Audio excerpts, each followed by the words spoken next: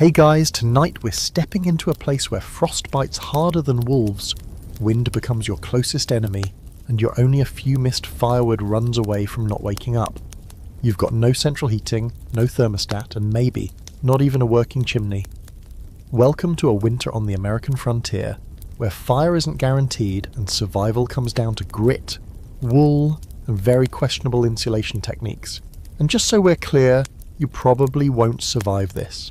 But hey, we're here to imagine the cozy, or not so cozy, details together. So before you get comfortable, take a moment to like the video and subscribe, but only if you genuinely enjoy what I do here. I don't want ghost subscribers haunting my algorithm. Oh, and where are you watching from tonight? Drop your city and time in the comments. Always cool to see who's tuning in from a 70-degree beach town while we freeze to death in an 1800s Nebraska dugout. Now, dim the lights, maybe turn on a fan for that soft background hum, and let's ease into tonight's journey together.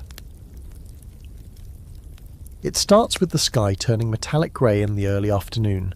One of those clouds-heavy days where everything feels muffled, like the world is bracing for something. You can't see the sun, and the cold starts creeping up through your boots even while you're chopping wood. The calendar says October, but winter doesn't care what your planner says. On the frontier, it's always ahead of schedule, and it's always meaner than you remember. You're part of a family of 5, maybe 6, crammed into a one-room cabin barely larger than a modern living room. The walls are rough-hewn logs, chinked with clay and straw, though half the stuffing has fallen out since last spring. Your roof? Wood shingles leaky as sin, and you just got the first sign of trouble. A north wind sharp enough to slice through wool. The potatoes aren't even all dug up yet. You've still got apples out in the barn loft, waiting to be wrapped in newspaper for storage. The chimney? Cracked near the base. You noticed it last week. But there's been no time, no mortar, no strength left in your back to fix it. But now snow is falling, not gently, not prettily. It's a sideways kind of fall, driven by wind that moans through every gap in the walls. You've heard the old-timers say it's the early storms that get you. The ones that come before you're ready. Before you've got all the firewood in. Before the cellars sealed and the last roof patches nailed. That's what this feels like. Your fire is low, mostly embers under ash. You're rationing wood because the pile out back is small enough to count by hand. Chopping more now would mean trudging out into the dark woods, slipping on wet leaves and ice-slick roots with a dull axe. And let's not pretend you're not afraid of what might be out there after dusk, not wolves, those you could handle. You're more afraid of frost and your own exhaustion. You grab the baby from the cradle and wrap her in your coat. She's not even crying, just stiff and too quiet. That's worse. Your wife wraps quilts around the younger kids, tucks them tight into the corner of the room farthest from the door, and you all settle in. Not for sleep exactly, but for the long, thin hours between nightfall and dawn. When the world goes quiet and cold presses in through the floorboards. This is the first real winter storm, but it already feels like the cabin is shrinking. You try not to think about how many weeks you have left. Try not to think about last year, when the neighbours down the ridge lost their youngest, found frozen stiff in the corner after a chimney collapse. You try not to think about how your own toes don't feel right. Out here, survival isn't dramatic, it's just relentless. It's noticing too late that you've stopped shivering, because that's not a good sign. It's measuring the firewood in days, not logs. It's feeding the kids first, even if you're dizzy from skipping dinner again. The only warmth in the room is shared body heat and the occasional laugh. Because yes, even now you can laugh. It's absurd how cold it is. So cold that your breath freezes in mid-air. So cold the ink in your journal cracked last year. So cold that if you spit outside it crackles before it hits the ground. Historically it wasn't uncommon for frontier families to face these conditions. Weather reports weren't a thing, and your only forecast came from aching joints and darkening skies. You lived in constant fear of the unexpected blizzard, like the infamous Children's Blizzard of 1888, where temperatures dropped 40 degrees in minutes and hundreds died trying to get home. Imagine being caught in that without warning, no backup heat source and no real insulation between you and the outside, and yet there are the strange little hacks people swore by, like stuffing corn husks into their clothes, or the old belief that if you warmed a brick in the coals and wrapped it in cloth it could keep your feet warm all night. It's not elegant, but it beats frostbite.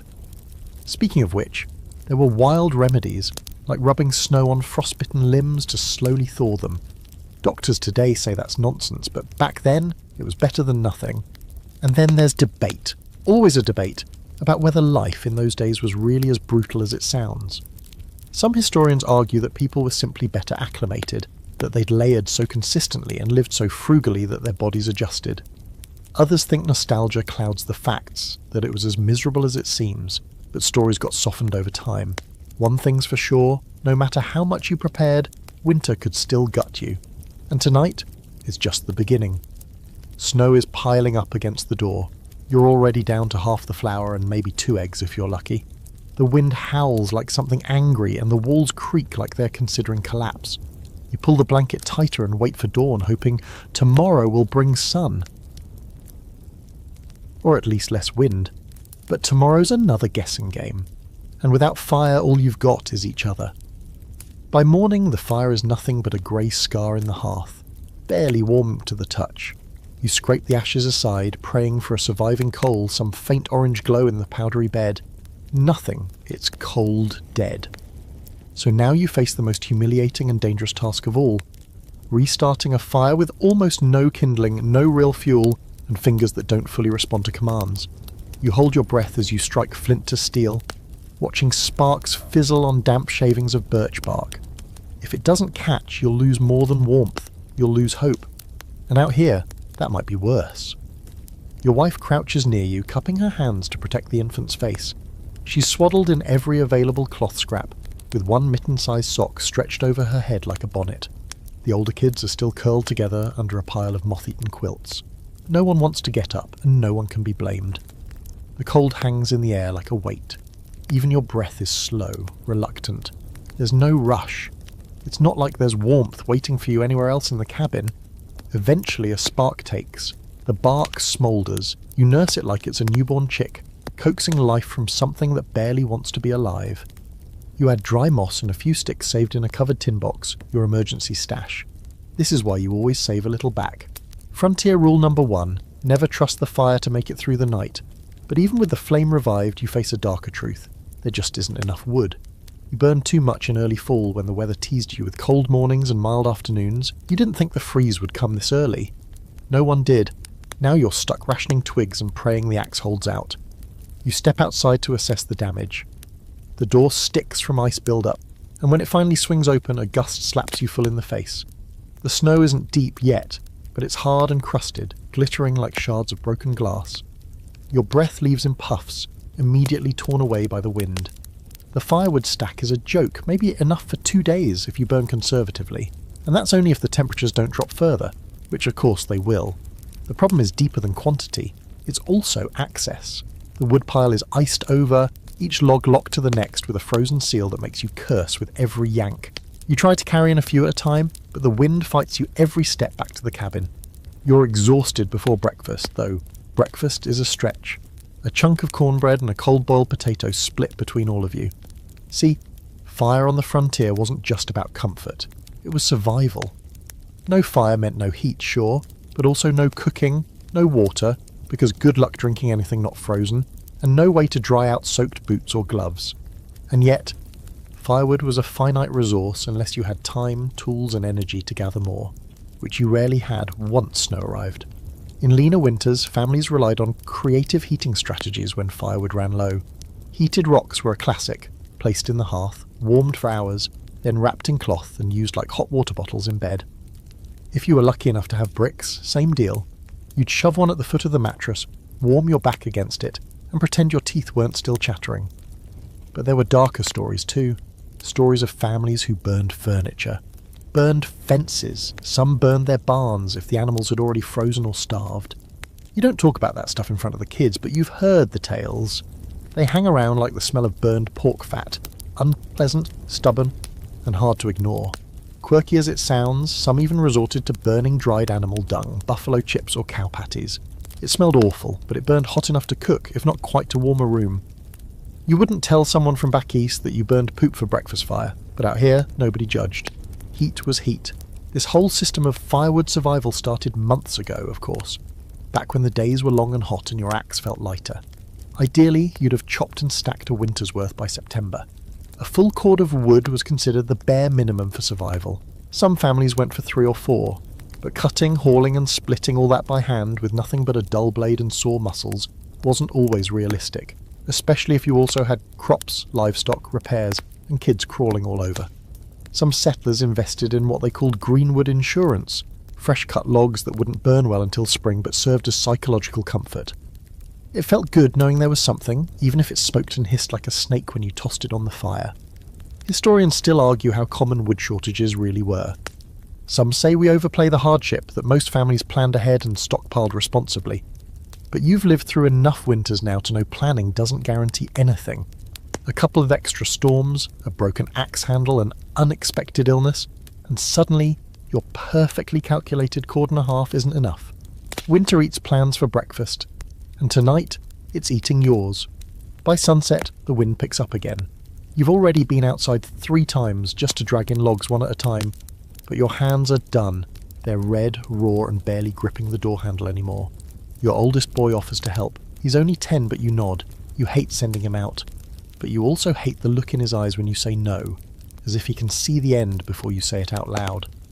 The embers glow again, steady this time, and you manage to boil water for a stew made from dried beans and scraps of salt pork. The smell is glorious, greasy and earthy and rich, everything your bones crave. You sit with your back to the fire, passing the bowl carefully, letting the kids eat first. You'll get yours later. You always do. Later in the dark, with the stew pot scraped clean and your wood count down to 7 pieces, you lie awake under the quilts. Every creak of the cabin feels like a threat. Every breeze through the chinks is a betrayal. You hold your wife's hand under the covers, cold fingers twining together, and listen to the fire sputter as it fights to stay alive. You whisper to yourself, just make it through tonight. Then you realise you said that last night too. When people back east hear the word dugout, they probably picture baseball. But out here, on the wind-flattened plains where trees are rare and winters laugh at your cosy little log cabin dreams, a dugout is home. And tonight, as the wind cuts like knives through the boards of your barely standing cabin, you remember with a twinge of envy the neighbour a mile off who had the sense to carve into a hillside. It might be a glorified cave, but a cave doesn't shake in the wind, a cave doesn't leak through the roof, and more importantly, a cave stays warm. You've been inside one before. The whole thing was maybe 12 feet wide, 8 feet deep, and barely tall enough to stand upright in, but it felt like a fortress. The thick earth overhead, packed with layers of sod and rooted grass, absorbed the cold like a sponge. No drafts, no rattling windows, just the earthy scent of soil and a deep insulated silence that no blizzard could touch. Your own cabin, by comparison, feels like a loosely held stack of Lincoln logs. Settlers didn't build dugouts because they were pretty. They built them because lumber was precious and weather was cruel. Some didn't even have enough boards for a front door, just a blanket or an old wagon canvas nailed up to keep the wind out. But inside was stable. Inside didn't creak like it was begging for mercy. And in the dead of winter, stability is everything. You think back to when you first built your cabin. It was July, the air thick with gnats, your hands blistered from stripping bark and hammering pegs. The ground was so dry it cracked like old leather. You chose the high ground for drainage, not knowing it would also expose you to every wind and snowdrift that winter could hurl your way. You had options, could have carved into the bluff or even built a hybrid half dugout, half above ground structure. But pride got the better of you. You wanted something that looked like a home, not a hole. Now you wonder if the hole would have been smarter. Out on the plains, sod houses weren't just common, they were the default. If you arrived with a wagon, a shovel and no lumber in sight, what else could you do? You cut blocks of prairie sod thick with roots and clay and stacked them like bricks. The walls held surprisingly well, at least until a good hard rain tried to melt them back into the ground. Still, in winter, sod held heat better than timber. It might have crumbled at the corners, and sure, you might have had the occasional snake or rodent pay a visit through the earthen walls, but the temperature inside often stayed above freezing without needing a fire all night. It's one of those weird frontier trade-offs. Would you rather be warm with worms or cold with dignity? Some folks went even further underground. True dugouts were fully recessed into hillsides, with only the front wall exposed. The door faced south, if you had any sense, to catch what little sun winter had to offer. Inside you might have a simple hearth, a dirt floor, a few shelves punched into the walls with a knife. Not fancy, but warm, and that's what counted. A few feet of packed dirt between you and the elements could mean the difference between comfort and frostbite. There's a story you heard once about a family of 6 living in a dugout during the Great Blizzard of 1886. For 3 days, the storm howled like a living thing, tearing fences from the ground and burying livestock where they stood. The snow drifted over the dugout completely, turning it invisible from the outside. They might have died in there, suffocating quietly under 6 feet of snow, but one of the kids had taken a stick and jammed it through the chimney before the worst hit. That little trick saved them, kept the smoke flowing just enough to stay warm without choking. A bizarre fact, sure, but not unusual. People out here improvised like their lives depended on it, because they did. The debate still rages in historical circles about whether dugouts were practical long-term solutions or just desperate stopgaps. Some scholars argue that families who lived in dugouts were stuck in poverty cycles, unable to afford real homes. Others point out that many chose dugouts for their thermal efficiency and speed. They could be built in days with zero cost, and modified later into root cellars or animal shelters once a proper house replaced them. Function over form, but out here you don't care much about academic debates. You care about whether your kids wake up with all 10 fingers still pink. You care about whether the wind rattling the eaves tonight is going to peel off your roof or just tease it.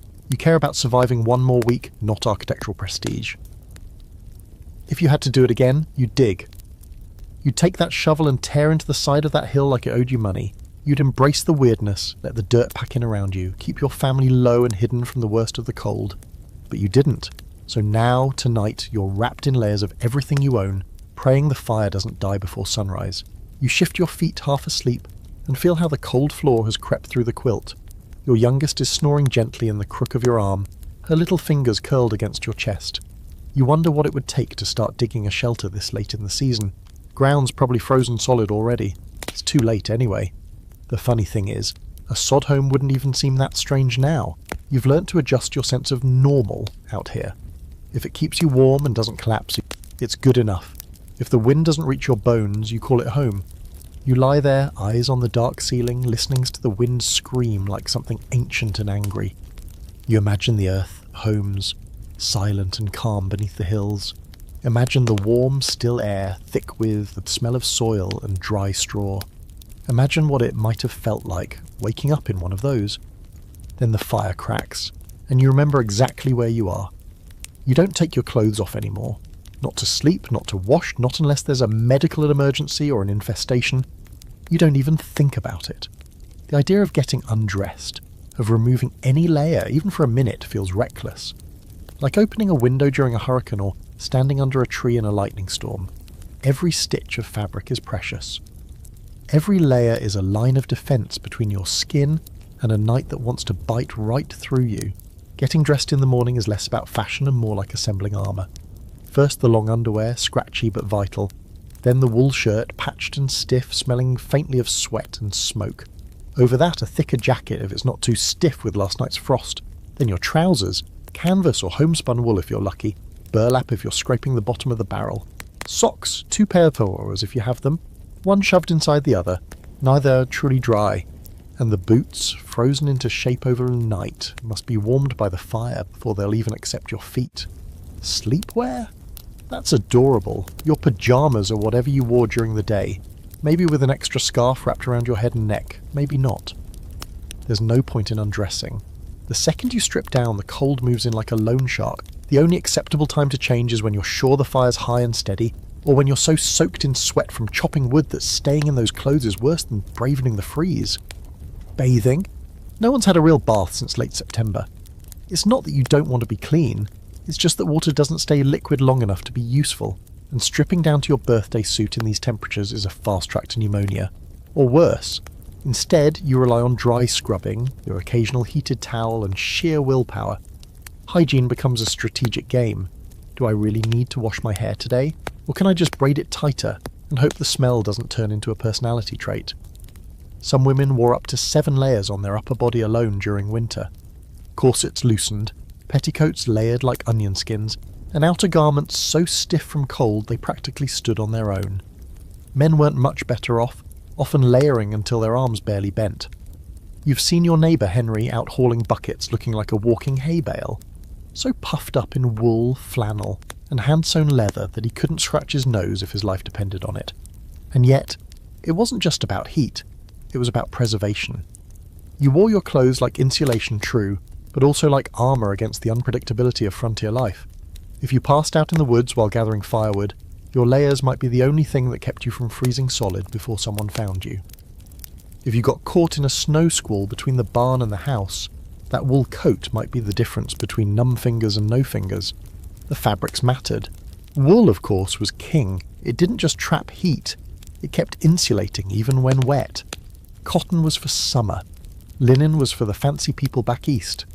Out here it was wool or bust, and not the soft merino kind either. We're talking itchy, heavy, hand-spun wool, made from your own sheep if you were lucky enough to have a few that didn't keel over at the first cold snap. There were folk beliefs tied to all this layering too. Some thought that sleeping with your hat on could trap bad dreams. Others believed that if you sweated too much under your layers, it meant the devil was near. You've heard old Mrs. Pollard swear up and down that wearing red flannel next to your skin kept your blood warm and your mind clear. Was it true? Who knows? But out here, truth is whatever gets you through the night. There's still debate among historians about how bad winter hygiene really was. Some claim frontier folk were dirtier than we can imagine, filthy, lice-ridden, and practically marinating in their own sweat. Others argue that while full baths were rare, people stayed decently clean by period standards using snow rub-downs, heated basins, and homemade lye soap. Either way, there's no arguing the result. Come spring, you shed your winter clothes like a snake shedding skin, and if you were lucky, you didn't find anything living in them. At night, you sleep fully clothed, boots at the ready beside your bedroll. It's not romantic or dramatic. It's just what you do. The entire family, parents, kids, sometimes even the dog, all sleep in one heap, tangled under every blanket, pelt and coat you own. The dog is not optional, by the way. She's as much a heat source as she is a pet. Her warm body pressed against your legs keeps your feet from going numb. She doesn't seem to mind. She's just happy to be allowed on the bed. The real terror is waking up sweating, because that means you overdressed.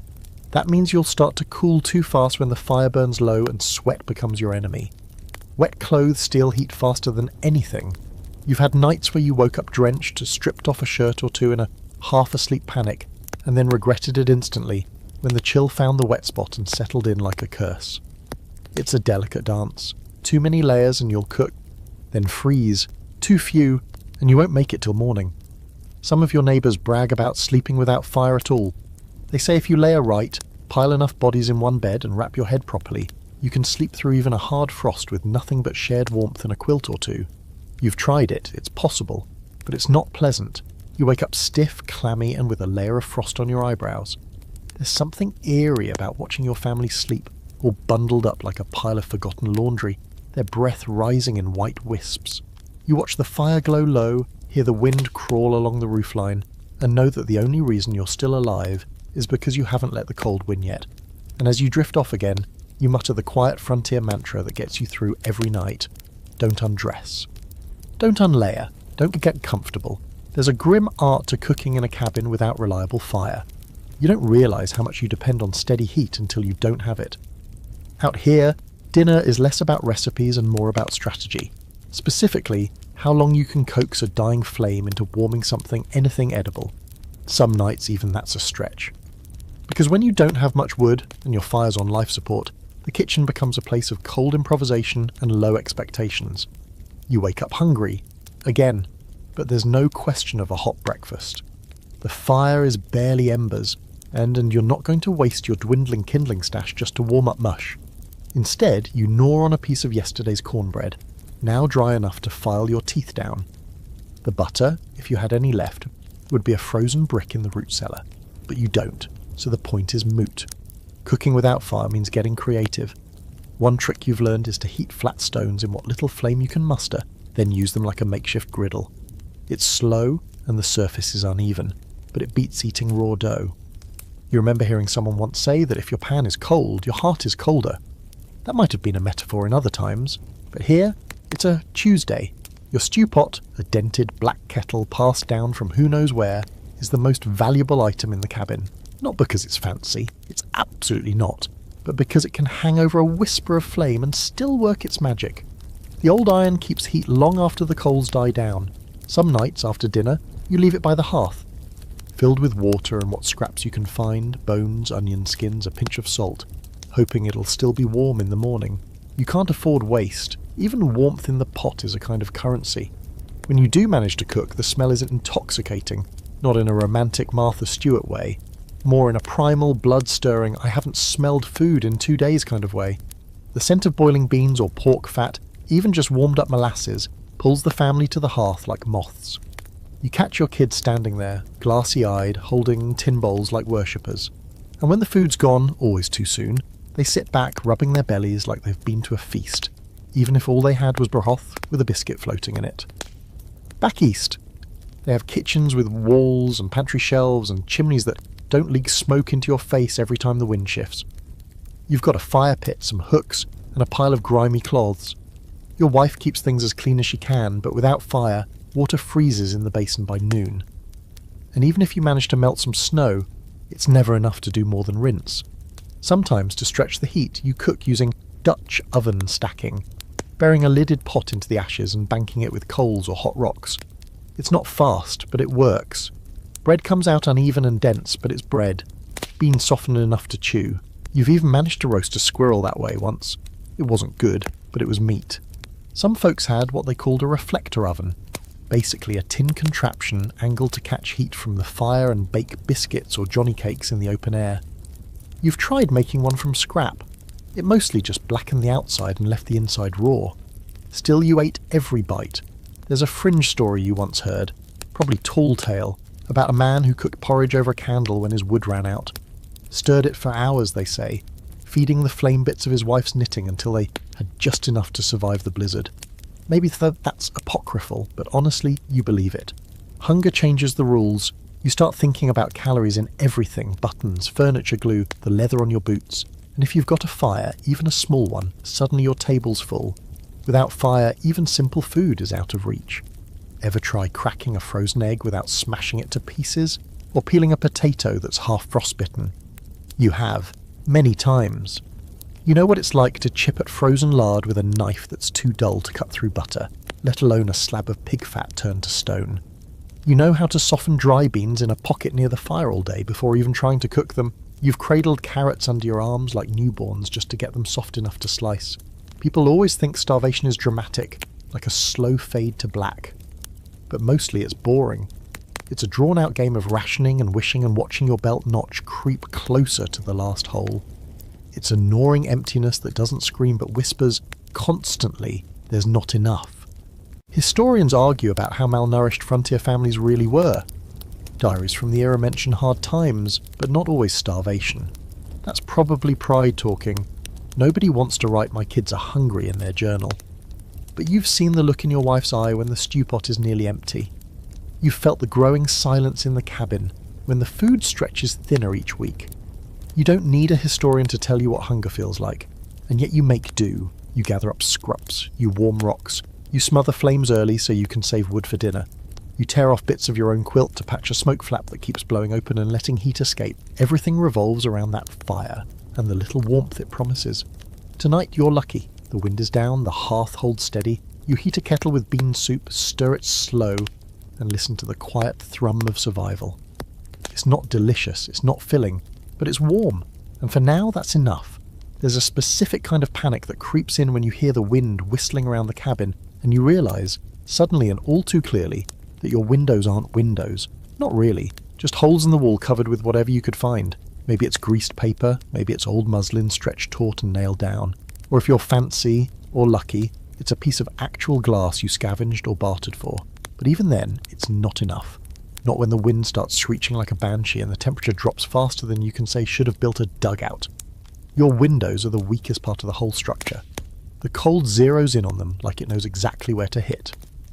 You press your hand near one of them now and feel the air move, sharp, steady, and completely unwelcome.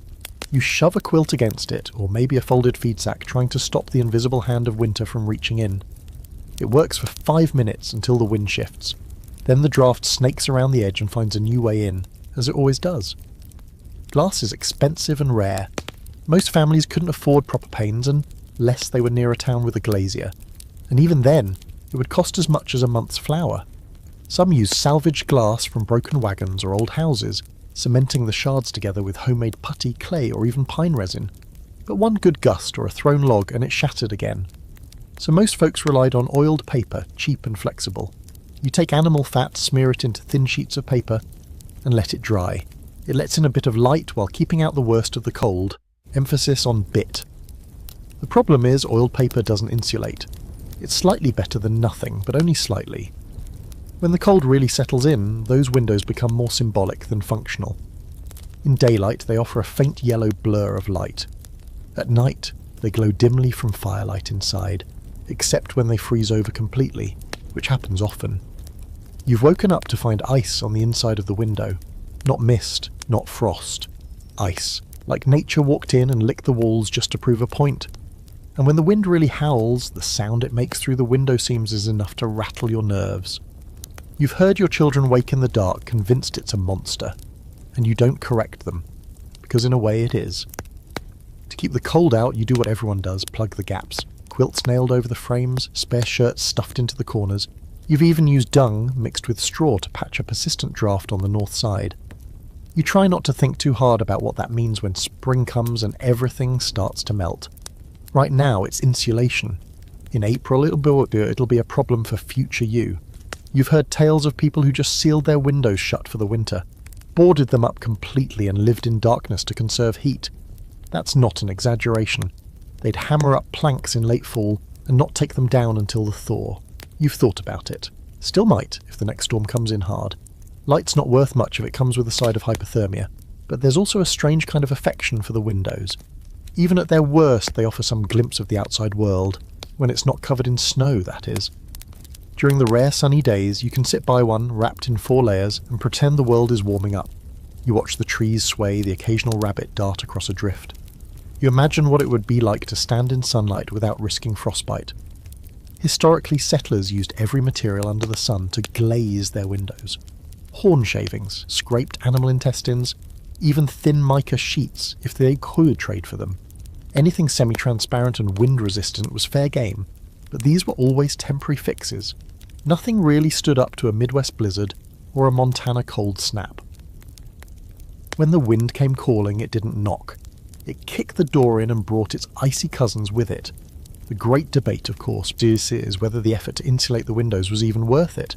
Some argue that the heat loss through walls and floors was far worse, and that sealing up windows just made the inside more miserable and claustrophobic. Others swear by heavy drapes, layered quilts, and the good old-fashioned desperation of a mother with cold children. You fall in the latter group. Every scrap of fabric in the house has been hung, stuffed, or nailed around a window at some point. One of the strangest tricks you learned was from an old Norwegian settler named Ingrid. She told you to hang dried moss soaked in vinegar in the window corners. Keeps out frost and bad spirits, she claimed. The frost part you doubt. The bad spirits, though, hard to say. You did sleep better that winter. Tonight the wind's back. You feel it probing the cracks again, sneaking through like it's mapping your weaknesses. One of the quilts slips, and you rush over to refasten it, hammering the nail back in with the heel of your boot. The kids stir, but don't wake. You press your hand against the wall beside the window. It's cold as stone. You light a candle and watch the flame flicker as air snakes around the edge. It dances, weak and uncertain. You could blow it out with a sigh, but you don't. You let it burn, even though the light hurts your eyes and the wax is nearly gone, because that small flickering flame is the only thing in the room not trying to kill you. You sit down by the window anyway, just for a moment, wrapped in everything you own, shoulders hunched, eyes on the blurry white world outside. You watch the snow drift sideways past your oiled paper square, wondering if the world out there is colder than in here or just quieter. And then the wind groans and the window flaps again and you're back on your feet, reaching for more rags, more nails, more anything. The window stays closed, but the cold always finds a way. When night falls and the fire begins to gutter down to a faint smouldering pulse, the only thing left to do is huddle. Not for comfort, not for closeness, for heat. Pure, simple human heat. You don't talk about it like it's a tactic, it just is. Everyone piles into the same bed, or more accurately the same lumpy mattress of straw, quilts, animal hides and old coats. It's not romantic or sweet, it's survival. You sleep like spoons in a drawer, bodies layered in a desperate effort to hoard whatever warmth you managed to trap before the fire gave up. No one sleeps alone in winter, not even out of choice. Solitude is a luxury you can't afford when the temperature indoors is close to the one outside, and the cold doesn't care about personal space, so you all squeeze in, limbs tangled, toes fighting for position under the thickest spot in the blanket pile. There's a system to it, unspoken but understood. Adults on the outside, kids in the middle. The youngest and the frailest get the centre, where the warmth gathers like a secret. And then there's the dog. You don't care if she tracks mud into the house or steals scraps from the stew pot. Come nightfall, she's essential. She curls up at the foot of the bed or wedges herself between whoever's shivering the most. Her breath smells like everything she's ever eaten, and she snores like a drunk uncle, but her body radiates heat like a stove. You've heard stories of frontier families sleeping with chickens under the blankets too, or letting a piggy in to warm the floorboards. That one seems like a stretch, but then again you've seen worse ideas born out of frostbite panic. You've stopped feeling embarrassed about it. At first you tried to keep some distance. You even slept on the floor once, giving the kids more space. That lasted exactly one night. Now pride goes out with the last log. You learned quickly, body heat is currency. The more bodies in bed, the richer you are.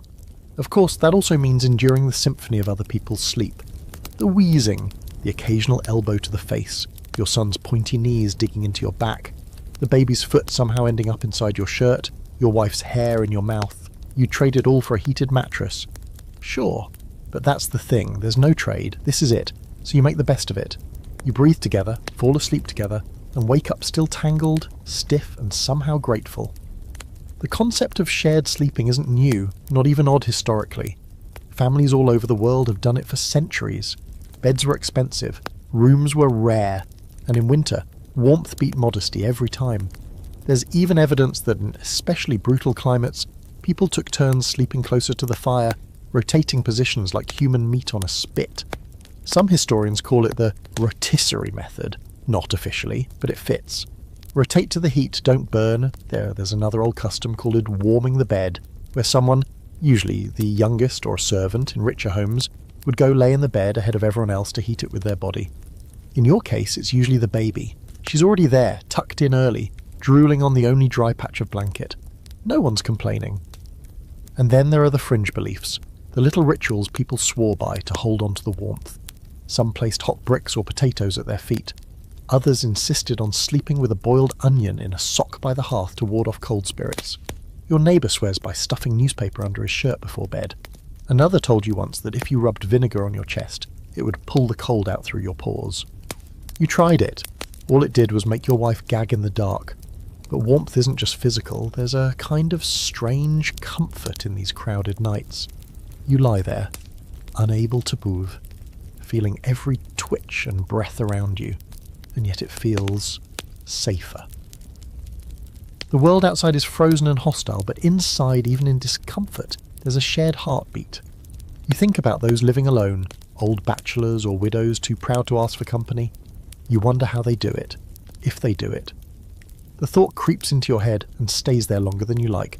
There's a silence that comes in winter nights that's different from summer. It's heavier. Not peaceful, more like watchful.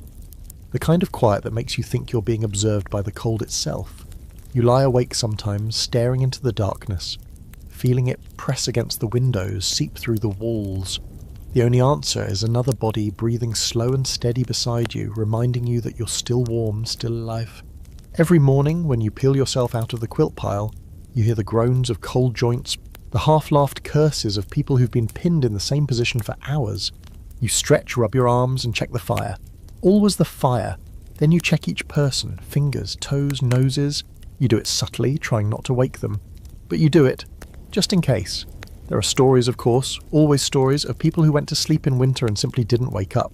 They didn't freeze stiff, not like you'd imagine. It was quieter than that. Just a slow decline, body giving up its heat to the air, breath softening until it stopped. That's why you always sleep close. That's why you make sure no one's alone. You can't stop the cold from coming, but maybe you can make it work harder to take someone. Tonight is colder than last. You can feel it in the way your breath crystallizes faster. How the edges of the quilts are stiff with frost. But everyone's here. The fire is low, but it's alive. The dog has wedged herself under your knees, snoring like a little furnace. Your wife sighs in her sleep, her face buried in your shoulder. The baby makes a soft sound and dribbles on your chest. You smile in the dark. Miserable? Sure. Cramped? Always. But alive and together. You shift just enough to let the blood flow back into your arm and then settle back into the tangle. Let the cold come. You've got your pile. You know it's a different kind of winter when you have to bring the cows inside. Not all of them, of course, just the ones you can't afford to lose. The milk cow mostly. Maybe the calf if it's small enough. The rest either make do in the lean-to or don't make it at all. It sounds absurd until you're faced with the cost of losing your only source of milk, warmth and manure in one frozen swoop. So yes, you shovel out a corner of the cabin, lay down straw and make room for a £1,000 guest who chews cud all night and smells like damp leather and wet hay. Welcome to the reality of winter livestock cohabitation. No, it's not glamorous. But out here, warmth trumps dignity every single time. You remember the first time you did it. The temperature had dropped 20 degrees in 2 hours. The wind started howling like it wanted to rip the shingles off the house, and the cow, old Bessie, gentle and dumb, started bawling like she knew what was coming. You opened the back door, tied a rope around her neck, and led her in like a guest of honour.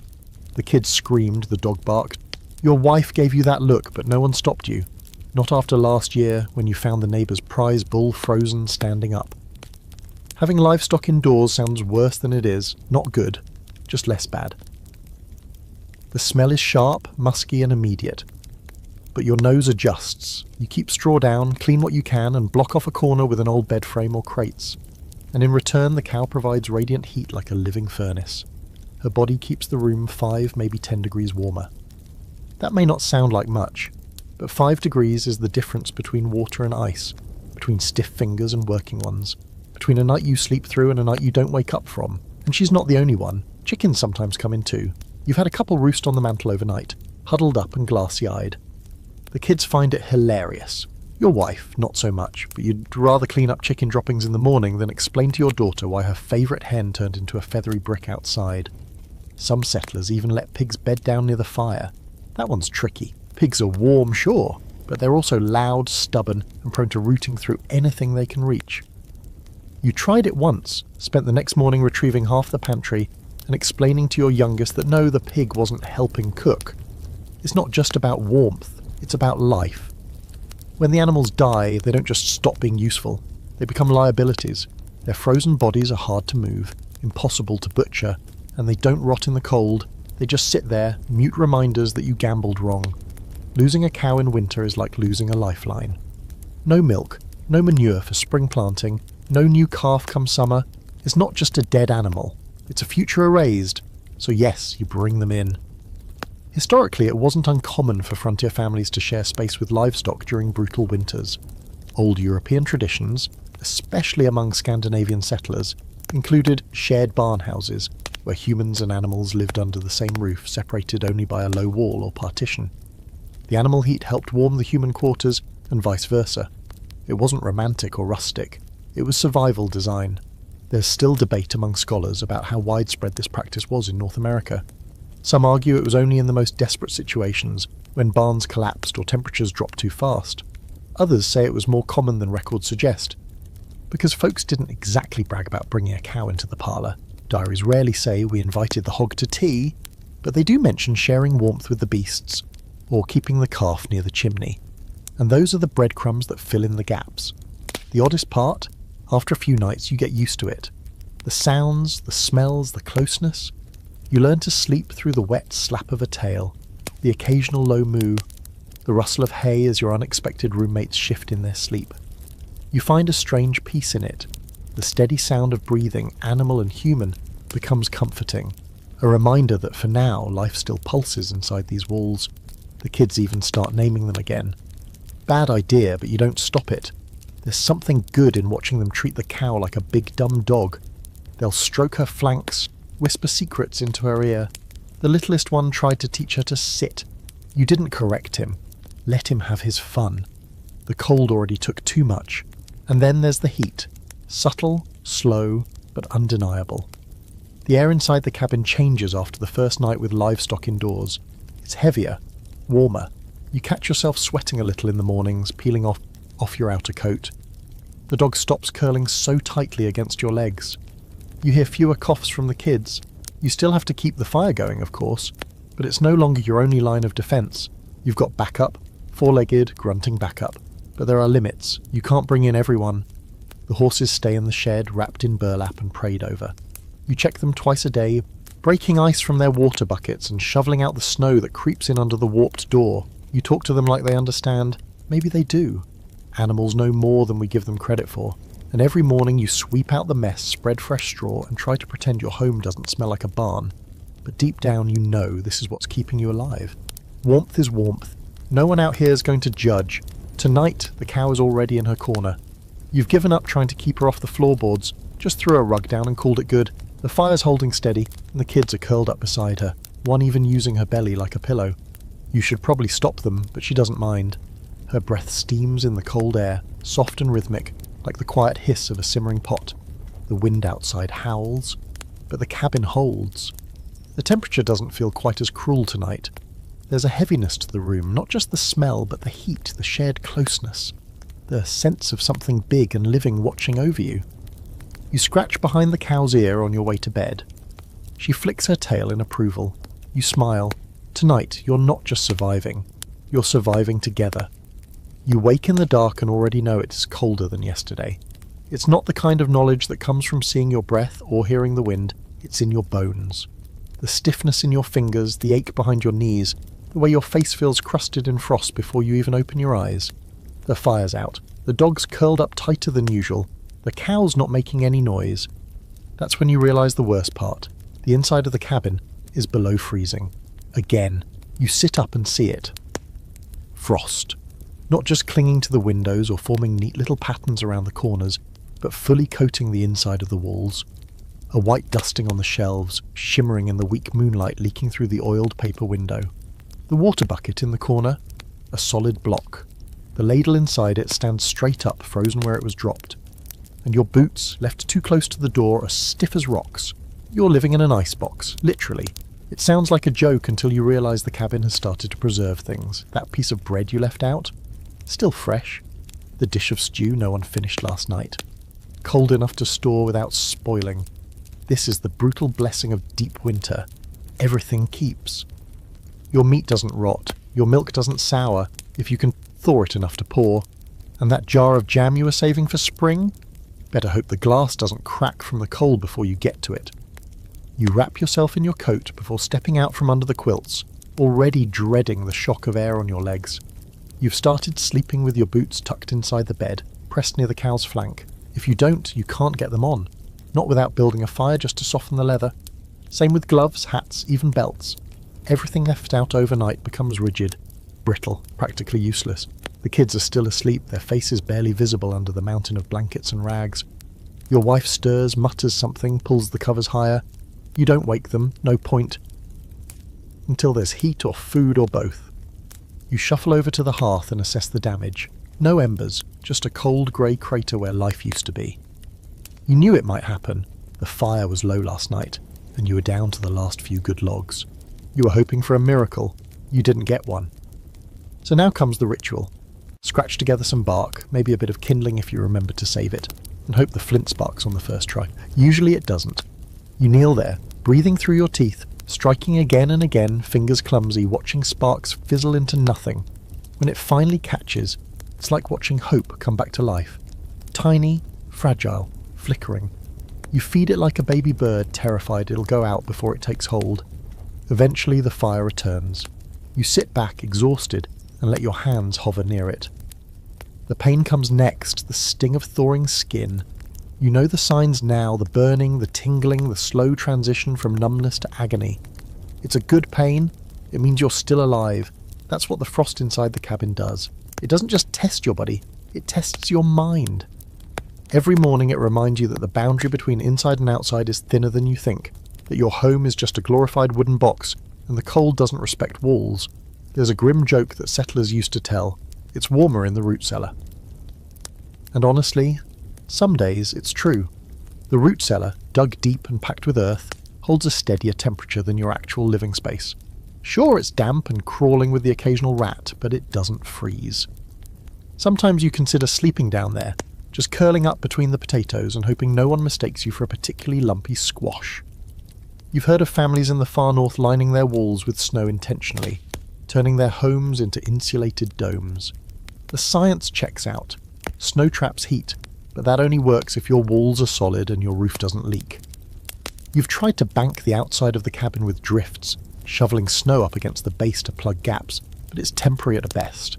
One good windstorm and your efforts blow away like powder. There's an ongoing debate in old journals and modern scholarship about whether frontier homes were ever truly warm. Some say they were, if built right, insulated with straw, manure, and double layers of chinking. Others argue that most were never more than a few degrees above freezing into under January, and that the fire only made a bubble of heat that vanished as soon as you moved 2 steps away. Based on the frost forming inside your soup bowl, you'd put your money on the latter. Quirky fact, some people used to hang meat from the rafters inside their homes because it was just as cold indoors as it was in a barn.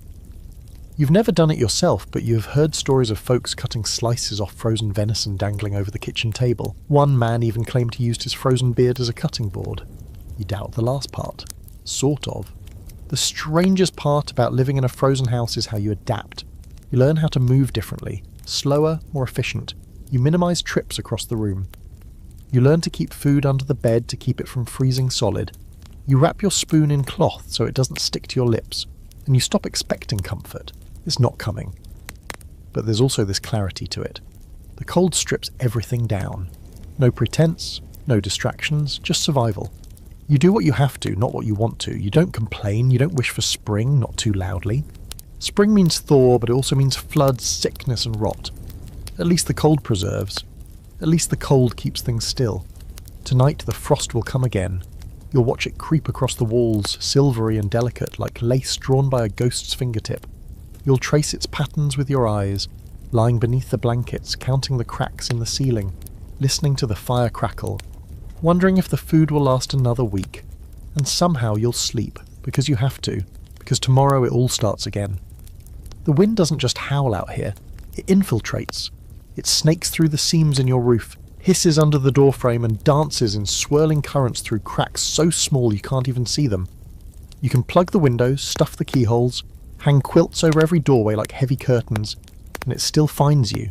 It's persistent, mean, personal. You don't fight the wind so much as endure its constant invisible assault. Tonight it's back, in full force.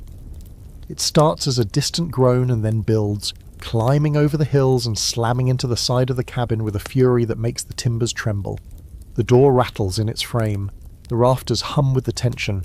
Somewhere above, something loose, maybe a piece of tin or a shingle, flaps with an erratic beat, like a dying bird's wing. You look up at the ceiling and wonder, not for the first time, if the whole thing will come down on you by morning. Wind like this doesn't just make you cold, it makes you feel hunted, like something is out there trying to claw its way in. And to be honest, it's succeeding. You've done everything the old-timers said to do. Every year, before the first snow, you go over the chinking, patching gaps between the logs with mud, straw, even bits of cloth or dried manure. Anything to plug the holes. Some folks use ashes from the fire mixed with pig's blood. You haven't tried that, but you've reached the point where it doesn't sound that weird. Still, it never lasts. One deep freeze and your mud turns brittle, one thaw and it crumbles. The wind doesn't care how hard you worked, it finds the holes anyway. Inside, the walls leak cold. You hang quilts along them, try to make a second layer of insulation. You stuff rags into corners, you pile straw along the baseboards, you line every drafty edge with whatever you can scavenge. And yet you still wake up with your hair frozen to the wall where your head rested in the night. You still see your breath inside the cabin, curling and twisting like it's trying to escape too. The problem isn't just the cold, it's the movement. Drafts create this constant state of unease. You can't get warm, because every time you think you've found a warm spot, a new current snakes in and undoes it. You sit by the fire and feel a chill on the back of your neck. You lie in bed and feel a breeze crawl across your feet. You wear gloves indoors, but the wind makes them useless. You remember a story from an old settler, Mr. Phelps, who said he once spent an entire night lying in bed, arms outstretched, holding blankets against 2 separate leaks while the snow blew in sideways through the walls. By morning, the blanket was frozen to the floor. He said it like a joke, but the look in his eyes told you it wasn't funny. You get it now. There's a fringe belief, superstition, really, that says if you leave a broom propped up by the door, bristles up, it'll confuse the wind and keep it from finding a way in. Something about the broom scrambling the spirit of the storm. Your wife did it once out of desperation.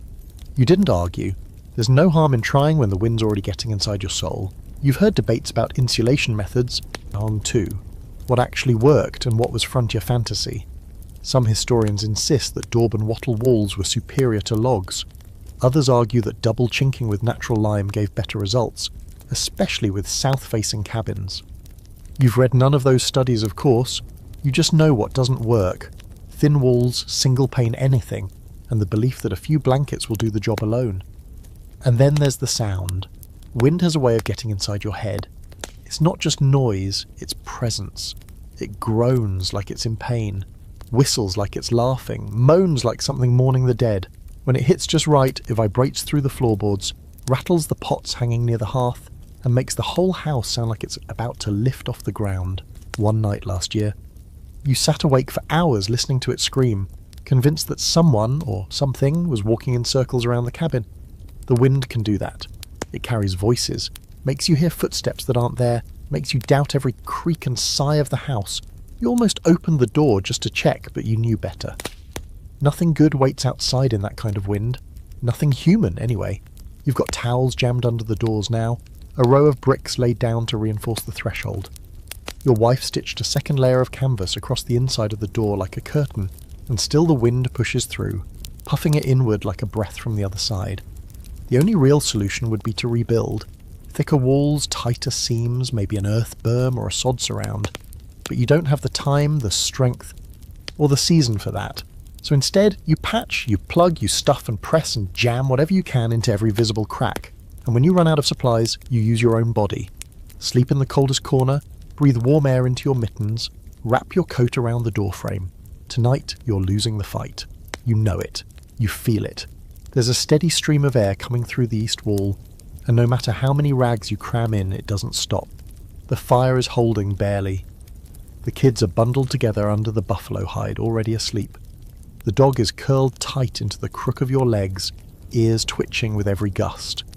You reach over to the window and press your hand to the edge. The wind's still there, still whispering, still looking for a way in. You close your eyes and pull your coat tighter. Let it howl. You're still here. You never thought you'd get sentimental over manure, but tonight, as you pack a fresh mix of straw and animal droppings into the gaps between the rafters, you find yourself whispering thanks to the cow. Maybe it's the fatigue. Maybe it's the fact that your fingers are too numb to tell where the manure ends and your mittens begin.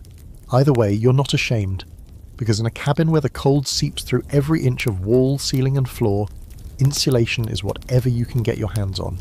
And tonight, it's seeming, pungent, and miraculously warm. The technique's not new. Frontier families have been using every bit of organic material they could gather to seal up their homes for generations. Straw, moss, sawdust, even in newspapers pasted together with flour and water.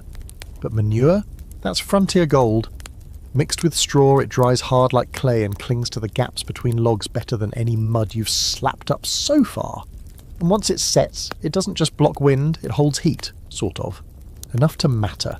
You can almost feel the temperature shift in the room as you plug the last few holes. It's slight, sure, but in this life, slight can be the line between a night of shivering and a few blessed hours of real sleep. You step back, covered in a fine dusting of, well, let's not dwell on it. You wipe your hands on your pants and glance up at your handiwork, feeling a flicker of pride. Not bad for something scooped out of the corner of the cabin. You remember a story your grandfather used to tell, about a family who insulated their walls with corn cobs and wool scraps, layering them like lasagna. It worked well until mice got wind of it and turned their house into a rodent metropolis. You haven't resorted to wool yet, though you've eyed the lining in your coat more than once.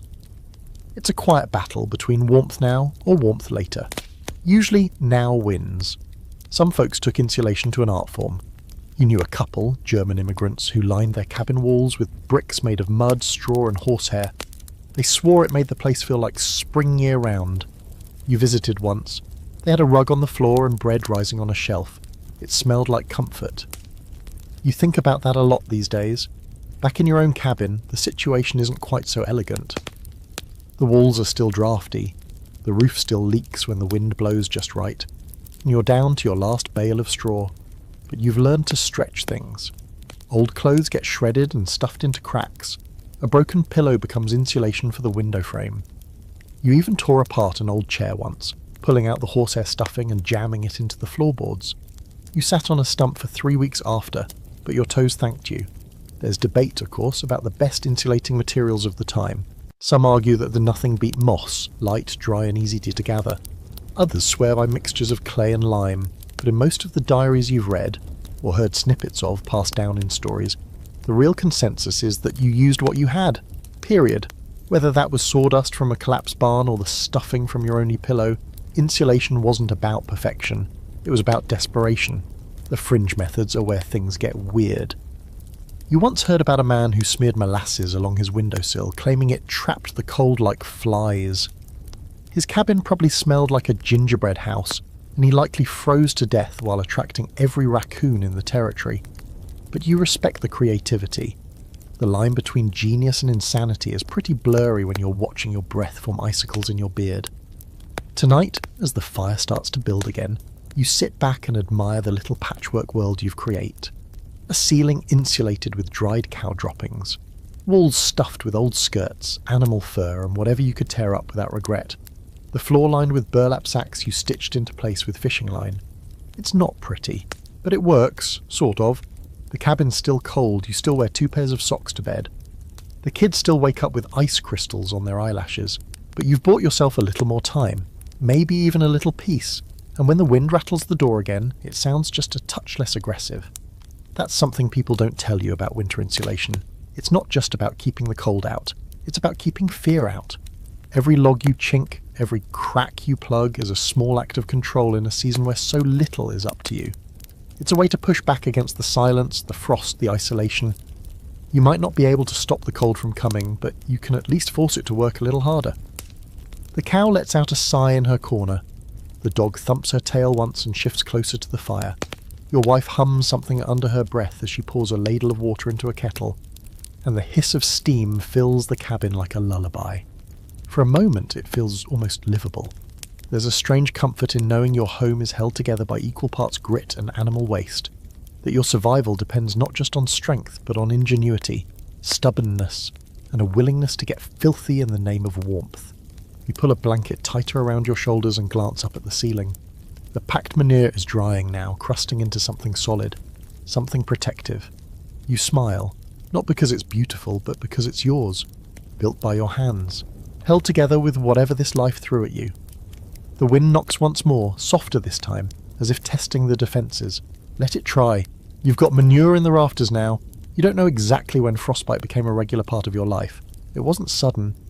It was a creeping, sneaky thing, like the cold itself, slinking into your fingers and toes during chores, during long walks to the well, during quiet moments where you forgot for just a second to keep moving.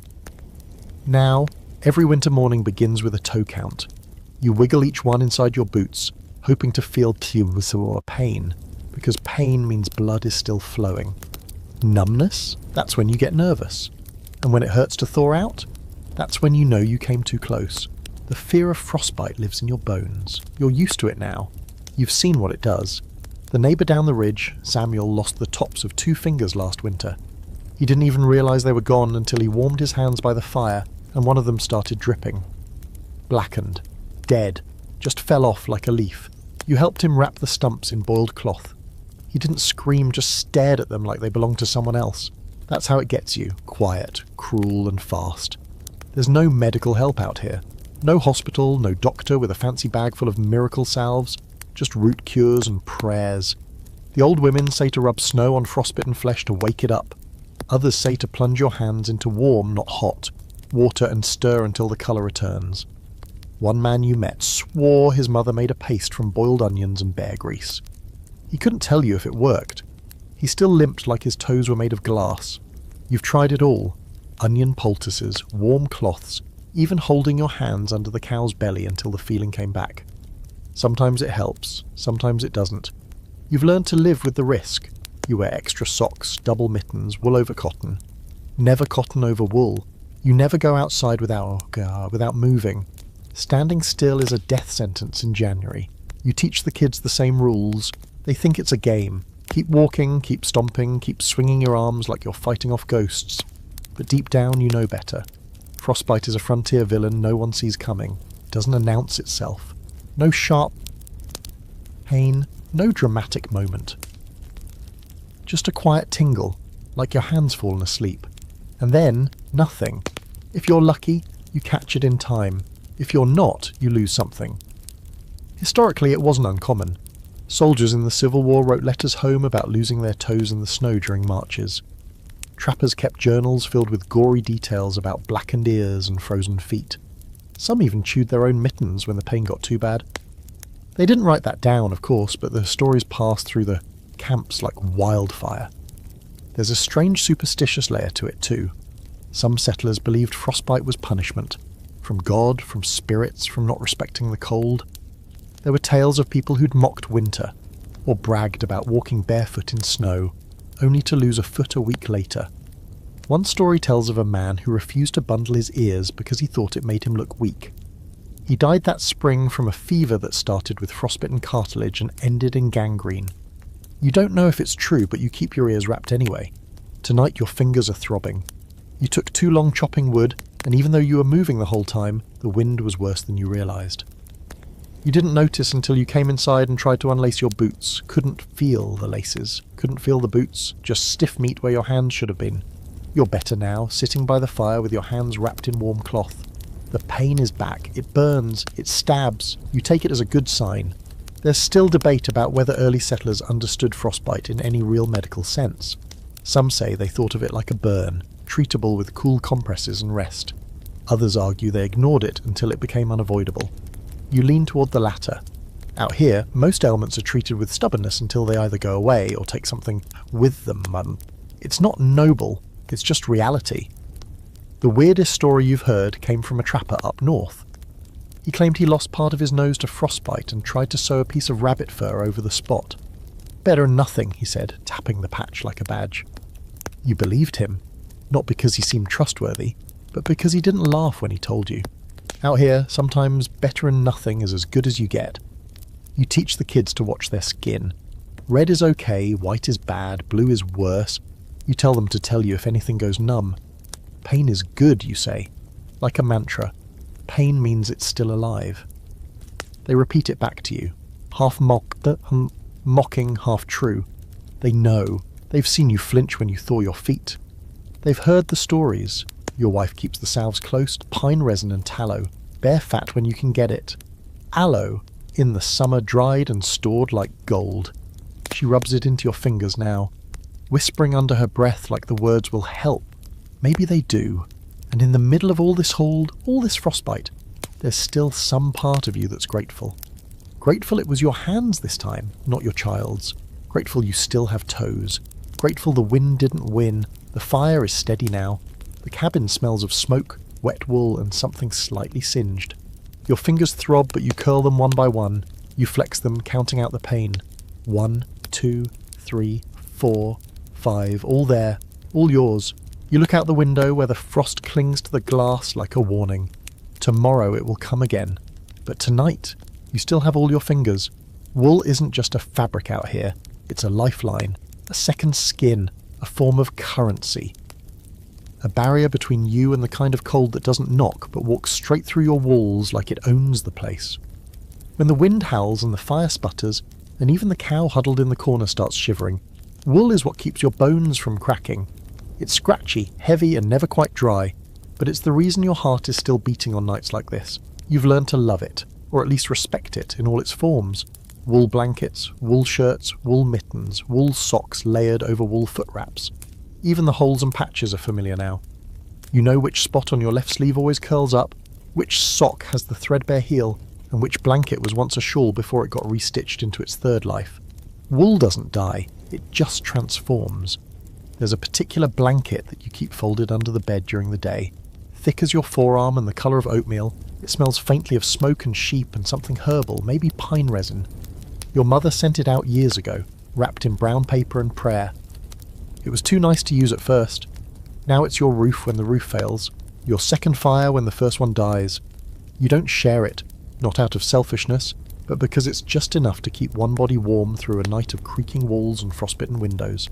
Historically, wool was one of the few materials frontier families could rely on.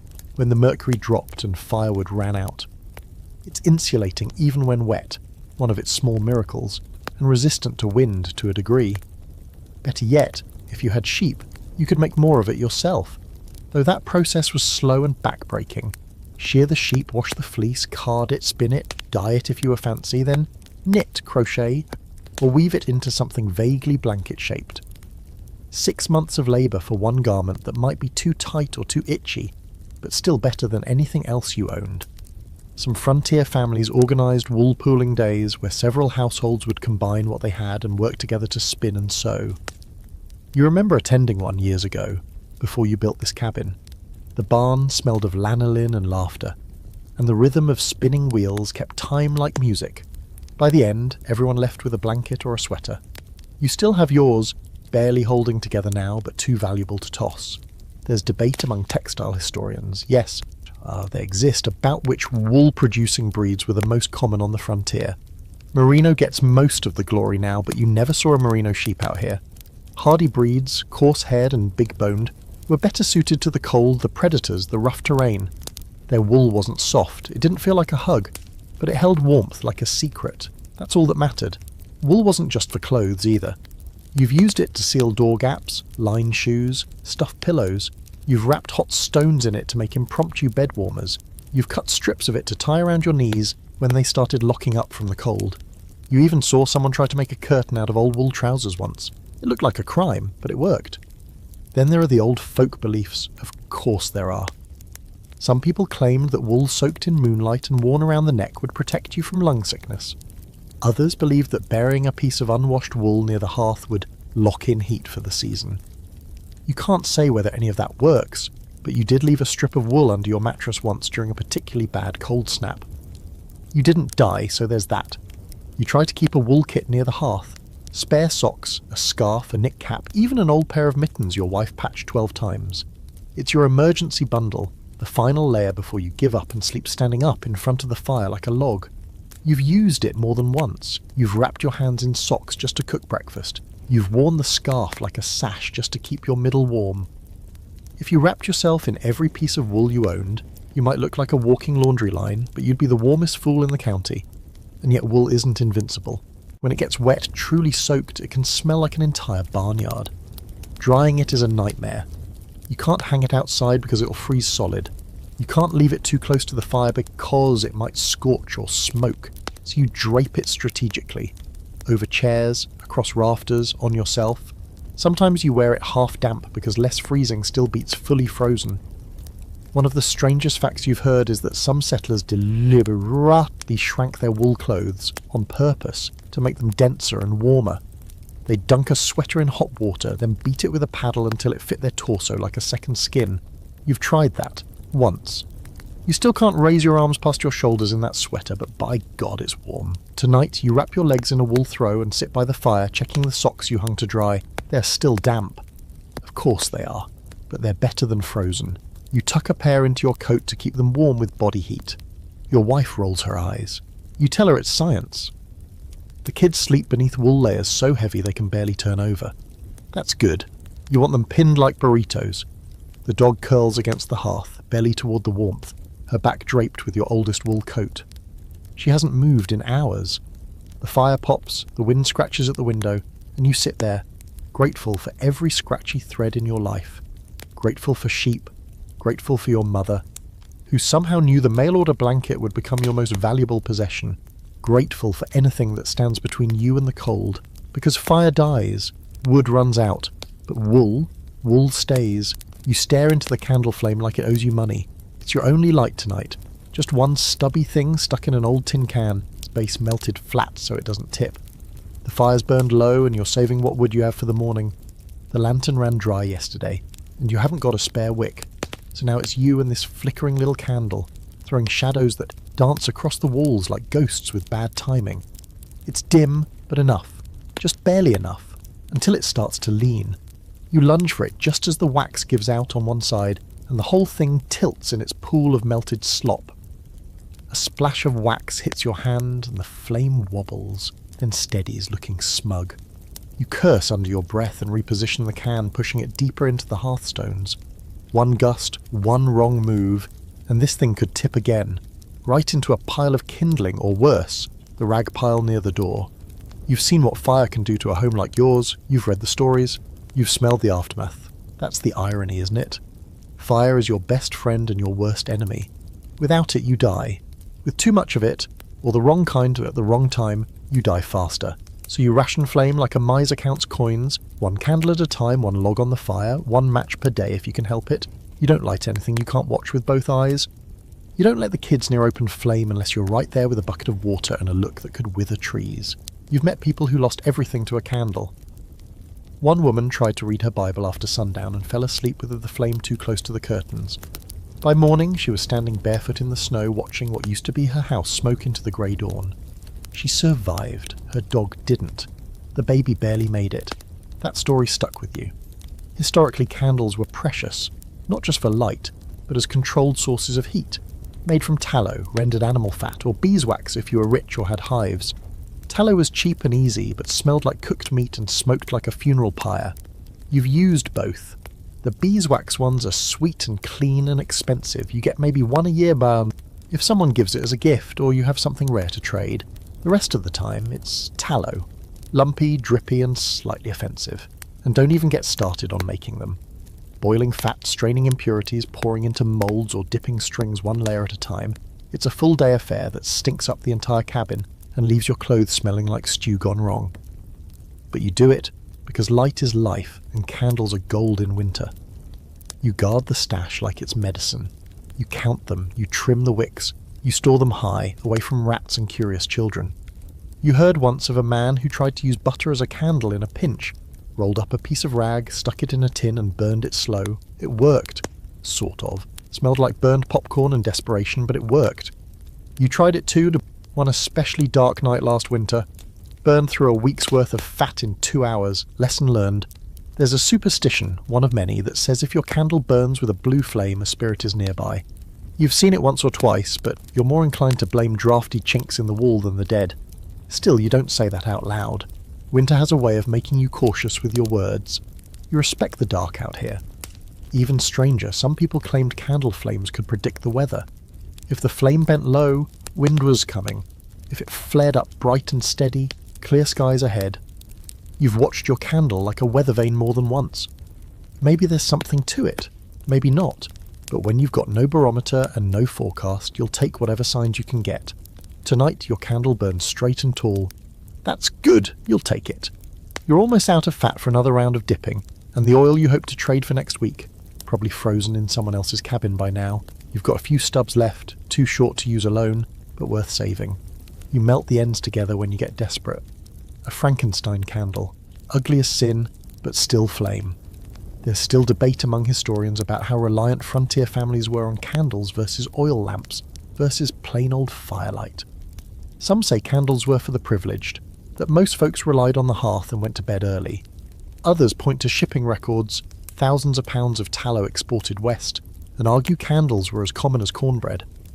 You think both can be true, you use whatever you have. Sometimes that's a candle, sometimes it's the memory of one. The kids used to beg for light after dark. Story time, they'd say. Read us something, draw shadows on the wall. You indulged them when you could, carving little figures out of bark and making silhouettes on the plaster with the candle's glow.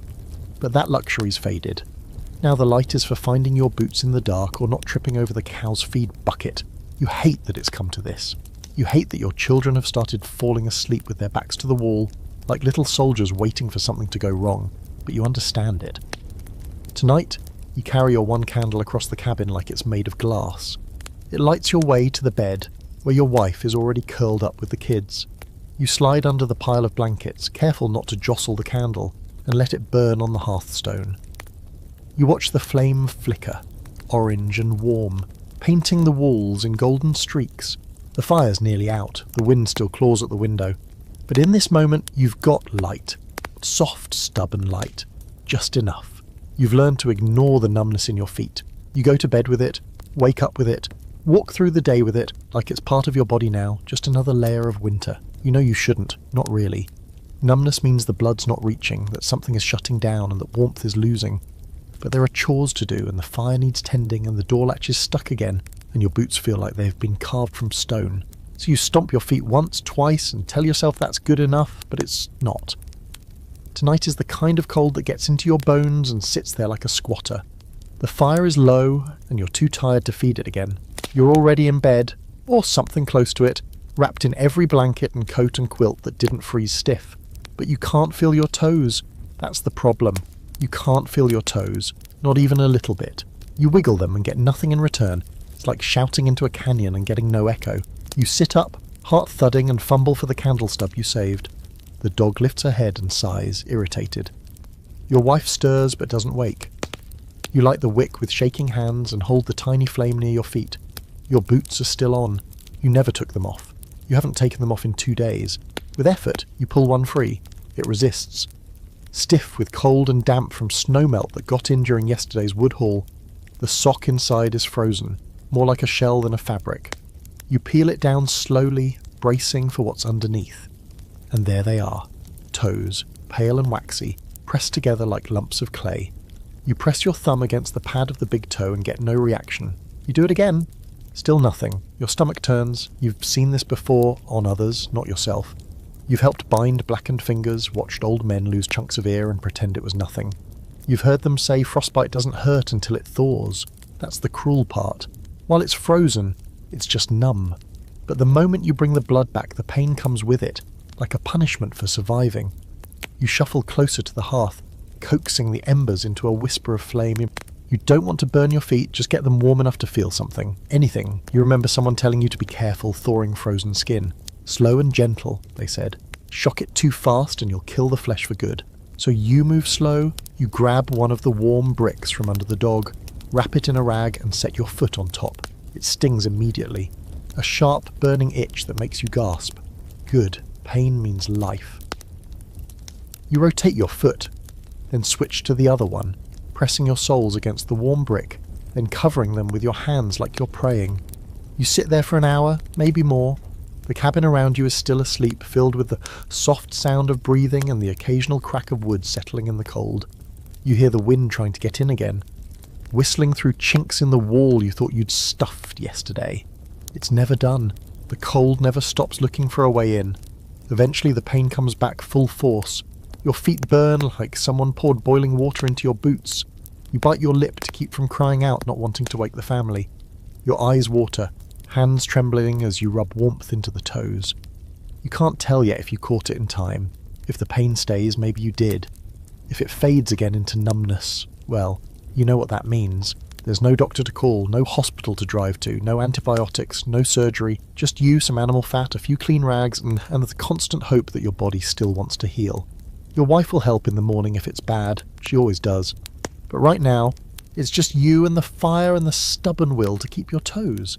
There's still debate in the old records about how settlers treated frostbite effectively. Some wrapped limbs in snow to slow the thaw. Others dunked them in warm water, as warm as a hand could stand, and waited. A few tried herbal poultices, marshmallow root, yarrow, pine pitch. Whether it worked or just distracted them long enough to survive, no one agrees. One strange trick you remember reading was using candle smoke, holding frostbitten parts over a toking tallow candle to draw out the dead chill. You tried it once, years ago, just for the novelty. All it did was make your hands smell like burnt stew for 2 days. You shift your weight, rotating the bricks, gently pressing the soles of your feet against the now cooled rag. They ache, they throb. But you can wiggle them now, not well, but enough to hope. And that's what it is out here, every day. Hope in small doses, in one toe moving again, in a patch of thawed skin that stays pink, in a fire that doesn't go out. You start to put on new socks, damp but not frozen, and layer them under what passes for dry boots. You know you'll have to go out again in the morning, the cow's getting restless, and you're almost out of kindling. But for now, you pull your coat back on and slide under the quilts, tucking your feet between your wife's legs without a word. She stirs and hums, half awake. Her hands find yours, and she squeezes them just once before settling again. The dog shifts closer. The wind knocks, then retreats. You stare at the ceiling, blinking at the shadows from the candle's dying light, and whisper to yourself, "Still got all 10. For now. You start to feel the walls closing in sometime around the 3rd week without sun. It's not dramatic, no slamming doors or haunted voices, just this quiet pressure building behind your eyes. The cabin doesn't shrink, not physically, but it feels smaller. The corners get darker, the ceiling's lower, the air gets thicker, like it's been breathed too many times. You sit on the same stool you've sat on every morning for months, staring at the same knot in the floorboards, and you start wondering what it would feel like to scream until the walls cracked. Of course you don't scream, you're not crazy. You just feel like you might be soon. This is what people call cabin fever, and it's not a joke, it's not funny, it's not quirky, it's real and it's awful. Out here, trapped in one small room with the same handful of people and animals, it becomes a slow grind against your sanity. You start thinking thoughts you didn't invite. You look at your wife, chewing the end of a piece of thread, and suddenly feel like if she doesn't stop making that sound, you're going to walk straight into the snow and let the coyotes figure it out. But you don't. You shake it off, you stand up, you pace, you count to 10, you pick a fight with the door hinge because it squeaks just wrong. Anything to keep from bursting. The kids are feeling it too. They've run out of games to play. They've made towers out of every object in the house, invented songs you'd gladly forget, and played a version of tag that turned violent after someone tripped over the dog. Now they just lie around like tired puppies, poking each other out of boredom. No books left to reread, no firelight puppet shows, no energy to argue. Your wife is quieter these days, not sad exactly, just still. She stares out the small window like she's trying to see past the snow, like she's trying to remember what green looks like. You offered to play cards with her last night, and she just smiled with that thin, tired expression that says, "I can't pretend right now." You understood, you didn't press it. The cow's going stir-crazy too. She's taken to shifting her weight back and forth for hours. The rhythmic creak of her movement sounds like something groaning deep underground. She licks the wall sometimes, or your boots, or the firewood. Anything new, anything different. She's as bored and cold as the rest of you. Cabin fever isn't just restlessness, it's mental rot. You start doubting things. Did you check the fire? Did you close the barn door? Did you really hear something outside, or was it just your own breath echoing in the silence?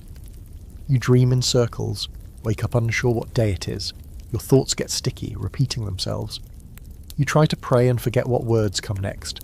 You find yourself whispering stories from childhood, not for comfort, but just to hear something different in your own voice. Historically, winter isolation was one of the great unspoken dangers of frontier life. The physical challenges were obvious: cold, hunger, illness, but the mental ones crept up quietly. Depression, paranoia, hysteria. People went mad out here, slowly, steadily, without fireworks.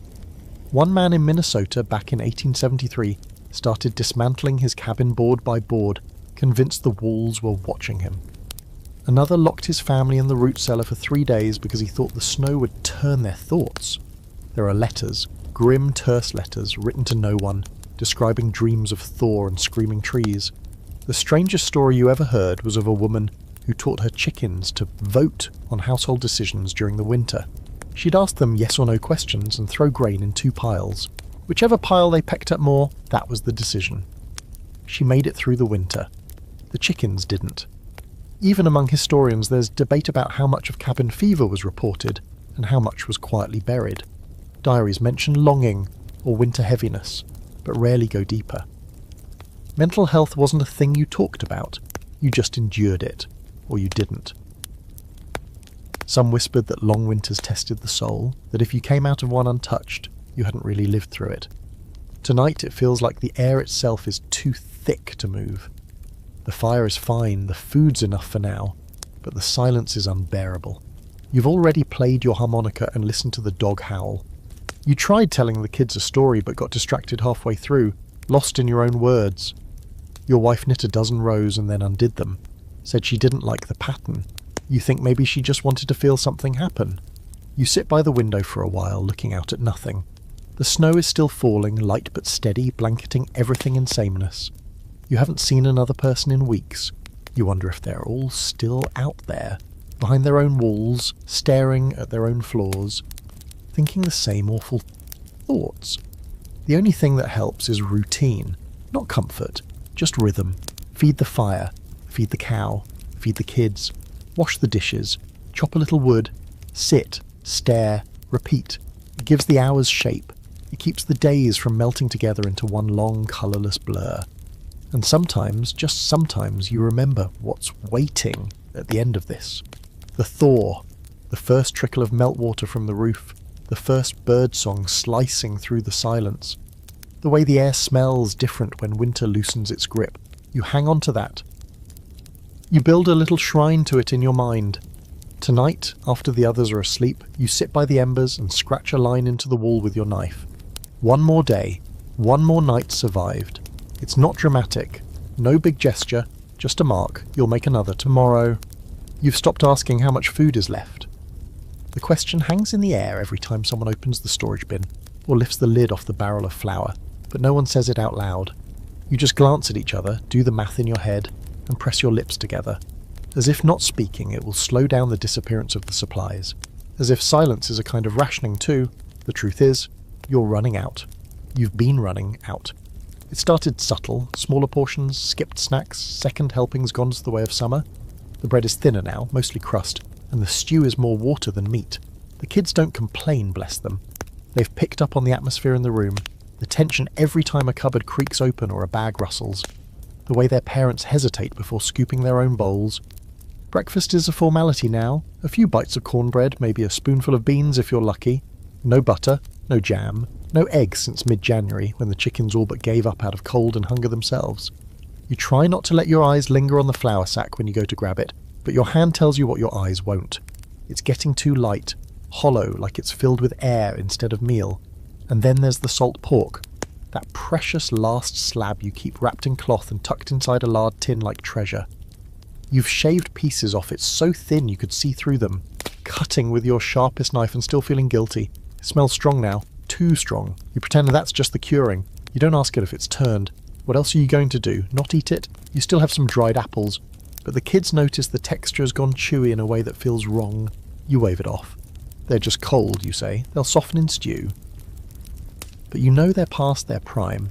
Same with the potatoes, shrivelling like old skin, eyes sprouting like stubborn weeds. You cut around the bad parts, and when the bad parts become most of it, you stew the peels instead. What's hardest is the waiting. Spring is still weeks away, even if the sun is starting to show itself again. You can hear meltwater sometimes, dripping from the eaves at noon like a promise. But that's not harvest. That's not the root cellar refilling itself. You can't eat hope, you need food, and there's not enough of it. Some people had root cellars stocked full enough to last all the way through the cold season. They planned, they measured, they preserved. You tried. You really did. But a late harvest, an early snow, and the rats that got into the dried beans knocked your supplies down by nearly a third. You didn't talk about it then, you don't talk about it now. You remember an old saying. Hunger sharpens the mind but dulls the spirit. You get it now. You're sharper, more alert, but also a little colder inside. Not from the temperature. From the constant mental math. From thinking if we run out, who gets what? You don't ask it out loud, but the question is always there. Parents eat less. That's the rule. But if things get worse, if it goes beyond less, then what? History is full of the quiet desperation of food shortages. Diaries mention lean months or the long wait. But the real stories lie in what people didn't say. They skipped entries in March and April, and you know why. It wasn't because nothing happened, it was because too much did. One record you came across described a man mixing sawdust into flour to stretch the bread. Another spoke of making coffee from roasted chicory, dandelion roots, even burnt cornbread crumbs. There's no pride in those entries, just survival. Some even tried boiling old leather shoes for soup stock. You laughed the first time you read that. You're not laughing now. There's a fringe belief, maybe more a superstition, that you should never count your food openly. It draws attention from hungry spirits, they say. Or maybe from the weather, which punishes greed with late frosts and spoiled grain. Your wife keeps the ledger closed. She hasn't tallied the stores in over a week. Not because she doesn't care, because she already knows the number in her bones. So do you. Tonight's dinner is thin stew again. You find a carrot that's half frozen but salvageable. You slice it carefully, let it float in the broth like something exotic. The kids light up like it's Christmas. You smile, pretending it's funny. They slurp it down like soup from a grand hotel. You chew slow, savouring what little salt still clings to the broth. There's no meat tonight. The pork's staying in its tin, waiting for some moment that might matter more than this one. After dinner you scrape the pot, not to clean it, to get the last bits, a smear of broth, a slice of onion skin. Your wife eats that, quietly, no fuss. You don't say anything, but you watch her do it, and it hurts in a way you can't describe. The kids fall asleep with their bellies not quite full. You and your wife stay up longer than usual, not talking, just sitting by the fire. She's sewing, but slowly. You're pretending to mend a boot that's beyond repair. You're just holding it because holding something feels better than holding nothing. At one point, she reaches over and touches your knee. Doesn't say anything. Just that one small gesture to remind you. We're still here. Together. It's enough. Tomorrow you'll have to go out and check the traps. Hope a rabbit's wandered too far from its den. Hope you didn't forget where you set them. Hope the snow hasn't buried everything you need. Until then, you close your eyes and whisper a small simple prayer. Let there be enough. Just enough. There's a knock on the door. You freeze, literally and figuratively. It's been weeks since anyone came by. No one's that bold during a freeze this deep unless something's gone terribly wrong. Your first thought isn't hope, or help, or even curiosity. It's fear. You glance at your wife and she's already halfway to the wall where the hatchet hangs. You reach for the door slowly, your fingers already numb again, heart thudding like a pan dropped on a wooden floor. The knock comes again, slower this time, heavier. You crack the door just enough to peek through. And there, barely visible in the swirl of snow and twilight, is Henry from the ridge. His face is raw with windburn, eyes sunken, scarf frozen to his chin. His arms are wrapped around something, no, someone, a shape bundled in a coat too thin for this kind of weather. His daughter. You throw the door open without another word and the cold rushes in like a wave. Henry stumbles in behind it, gasping, carrying the girl like she weighs nothing. She's limp. Her cheeks are white as paper, lips dark. You yell for your wife and she's already clearing the bed, pushing the kids aside, dragging extra quilts down from the loft. They'd been walking for 3 hours. That's what Henry says between coughs. Left just after midday, trying to beat the storm. Their stove cracked clean through yesterday morning. No fire, no warmth, no wood. The wife stayed behind with the baby. Said Henry and the girl should go. We'll catch up, she told him. But Henry didn't believe it then, and you can see he doesn't believe it now. You don't ask questions, you just start moving. There's a second body in the cabin now, and that changes everything. You add another log to the fire even though you were trying to save it. You melt snow in the kettle, you peel the girl's boots off, her socks are wet, frozen to her skin, and begin the slow, painful work of warming her feet. She doesn't flinch. That's bad. But her chest still rises and falls. That's something. You've done this before, not often, but enough to know that community, even when half-frozen and barely surviving, is the only reason anyone makes it through winter. Out here, neighbour means something more than shared fences and friendly waves. It means shared lives, shared risks, shared logs when someone's out, shared stew when someone's hungry, shared fire when someone's fire goes out for good. You let Henry sit by the hearth and wrap himself in your coat. His hands tremble. He stares into the flames like he's afraid they're not real. You don't press him. The man's lost weight since you last saw him. His beard has frost crusted through it like a second skin. He blinks slowly, like someone half asleep or half starved. Your wife keeps working on the girl, rubbing her hands, her legs, whispering soft words that don't seem to register. The kids gather around, wide-eyed but quiet. They know not to ask questions. They've seen what cold does. There's an old saying, when the fire dies, so do the fences. In winter, property lines blur, ownership disappears. If you've got heat and someone doesn't, you share. That's not charity, it's law, unspoken but sacred. You give what you have because next time it might be you walking through the snow with a half-frozen child and nowhere else to go. Historically, frontier families often lived miles apart, separated by fields, forests, and the fierce kind of terrain that laughed at the word road. And yet, they managed to check in on each other. In good winters, they'd take turns visiting, a mug of stew, a few songs, maybe a letter read aloud. In bad ones, they'd send their strongest walkers with word of who was down to their last log, who'd lost a roof, who hadn't come out in days. The community wove itself tighter the colder it got, but there were stories of the other kind too. Neighbours who shut their doors and never opened them again. Families who starved quietly while someone less than a mile away had food they wouldn't share. That's the dark edge of survival, the fear that if you give too much you'll lose your own chance. That if you open your door to everyone, eventually there's nothing left for your own.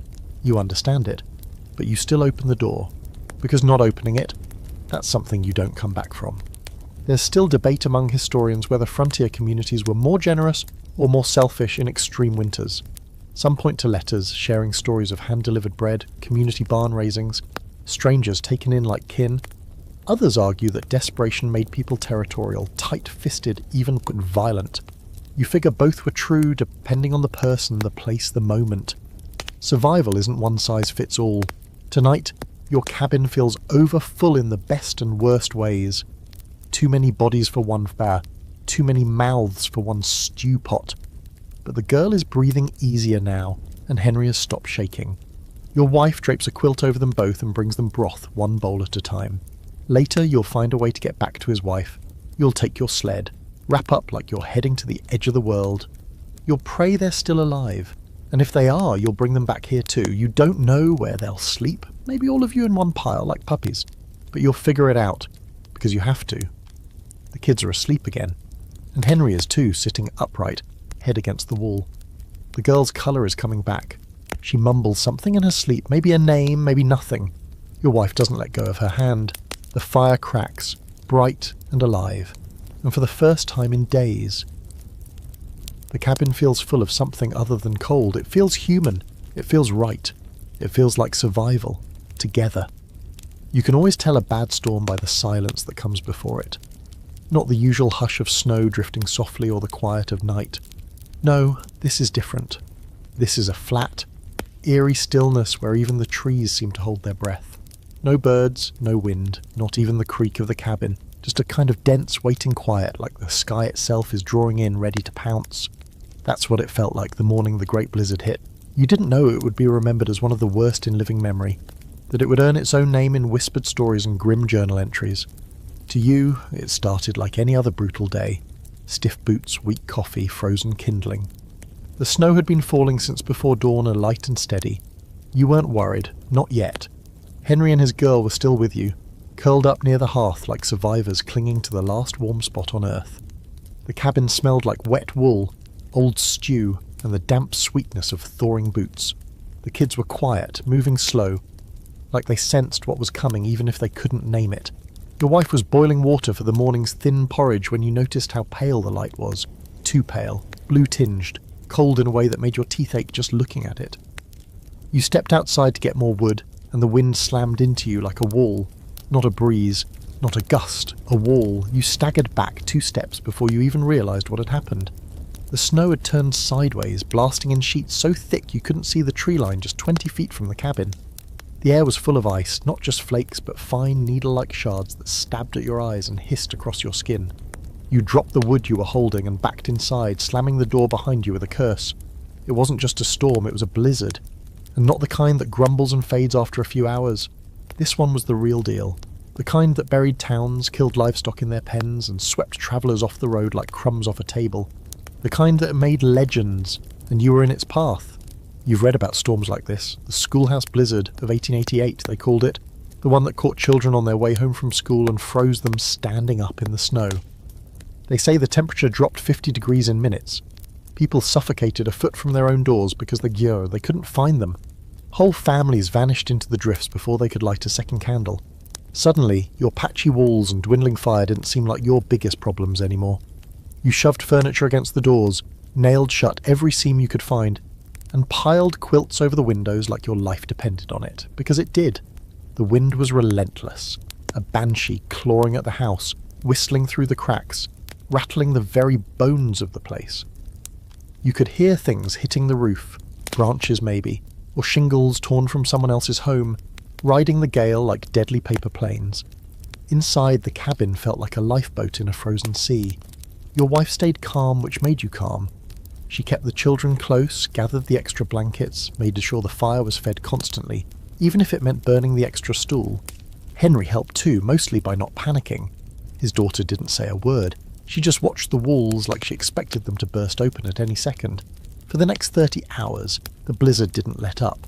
Day and night blurred into a single cold blur. Time became meaningless. You measured it in logs burned, and how many times the wind made the back wall creak like it might split open. The strangest thing about a blizzard is how loud it is. You'd think snow would muffle sound, but not this. The wind howled non-stop like some great beast was circling the house, hungry and frustrated. The snow lashed the cabin like whipcords. Sometimes the pressure dropped so low your ears popped. Other times it felt like the storm itself was pressing down on the roof, daring it to collapse. You took turns sleeping. Someone always stayed awake to tend the fire, to listen, to check for new leaks or structural groans. The dog didn't sleep at all. She sat upright, alert, ears twitching every time the wind shifted.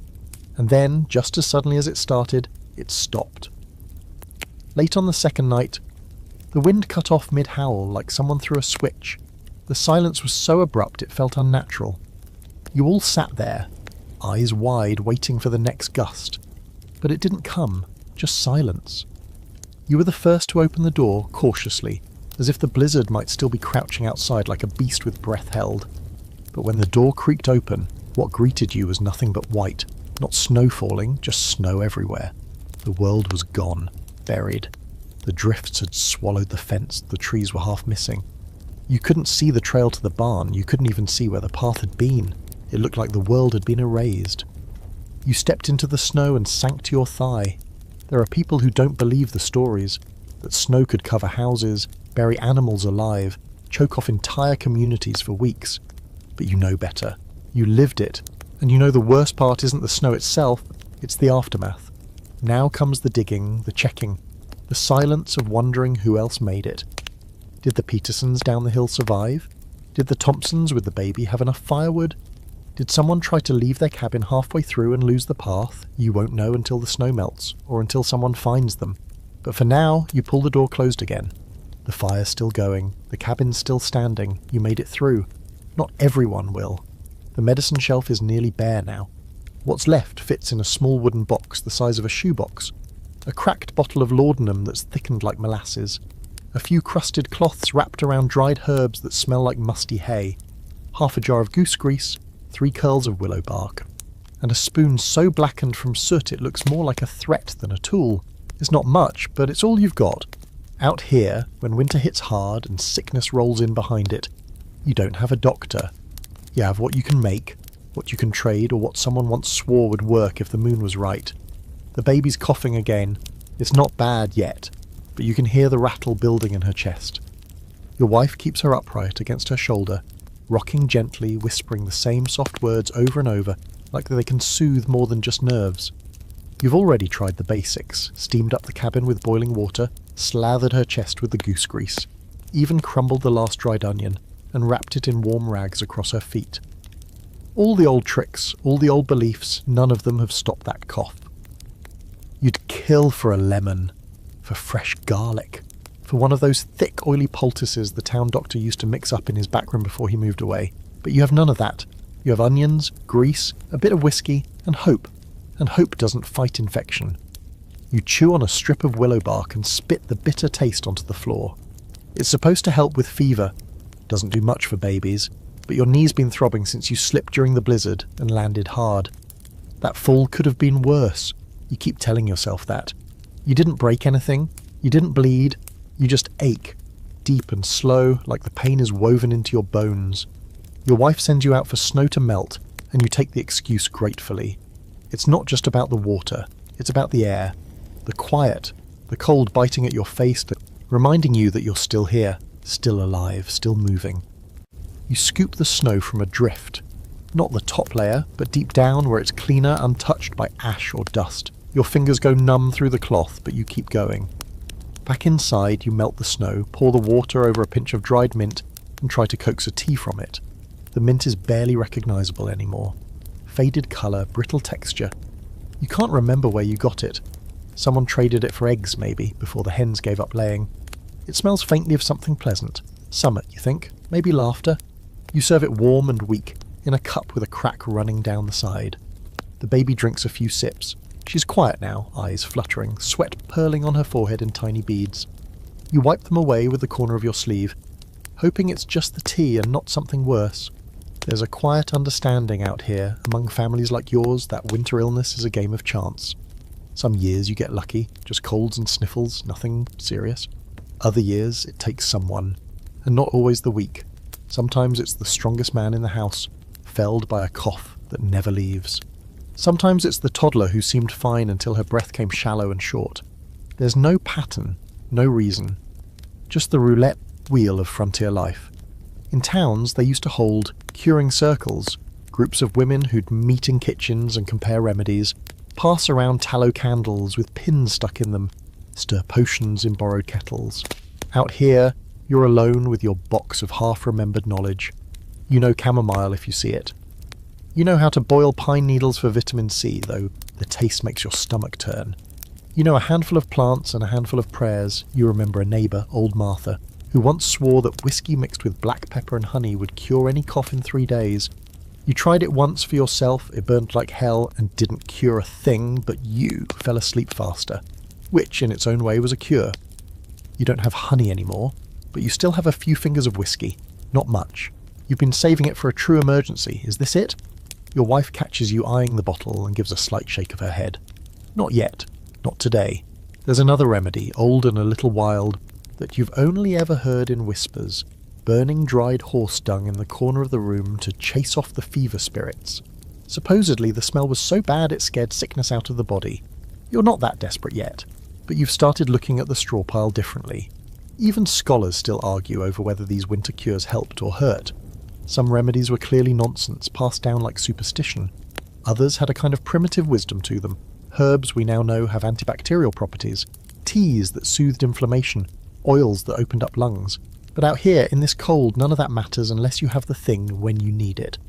You could be sitting on a miracle plant and not even know it if no one ever taught you how to use it. The baby's sleeping now, breath a little easier. That's all you need for tonight. You'll check her again in an hour, then again before you sleep. Your wife won't sleep at all. You can already see it in her face, the long stare, the way her hand never stops moving against the child's back, counting breaths like there's the last money in her pocket. You feed the fire again. It eats another log greedily, and the warmth pulses back into the room. You glance at your medicine box, still cracked open on the shelf, contents barely disturbed. You've done what you can. Now it's up to the body, up to the fire, up to the night. You hear the story again while sitting on the floor near the fire, whittling a sliver of kindling down to nothing just to give your hand something to do. Henry's the one telling it, low voice, eyes half-lidded, speaking like he's remembering something from a lifetime ago. They say if your shadow disappears in a snowstorm, you're already dead. You glance up, meet his eyes, and wait for the punchline. There isn't one, just the creak of the fire and the soft, shifting weight of the cold pressing against the walls.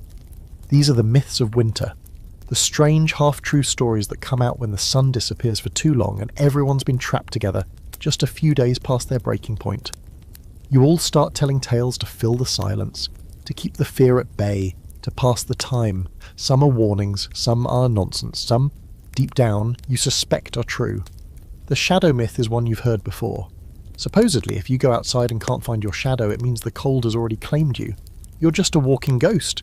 It makes no sense scientifically, but on a cloudy, storm-heavy day, when the light is wrong and the snow reflects everything in flat white, well, you've looked for your shadow and not found it. And for one sharp, breathless second, you did feel like maybe the myth had something to it. There's another tale about the ice whisperers, spirits of the cold that sneak into your dreams and convince you to walk outside out in the middle of the night. They don't kill you, they just whisper reasons why the cold won't hurt, why it's fine to lie down in the snow and rest your eyes. The wind is their voice, people see. That soft moaning under the eaves, that's not the wind, it's an invitation. You laugh at it in daylight. But at 3 a.m, when you wake with frozen fingers and feel the cold nibbling at your spine, you remember it. You remember it hard. Your kids have their own winter legends. They whisper about blue men who live in the drifts and only come out when it's below zero. They say if you fall asleep in the snow, the blue men carry you off to live underground, where the cold is so deep it turns your bones to glass. Where did they hear these things? Probably from other kids.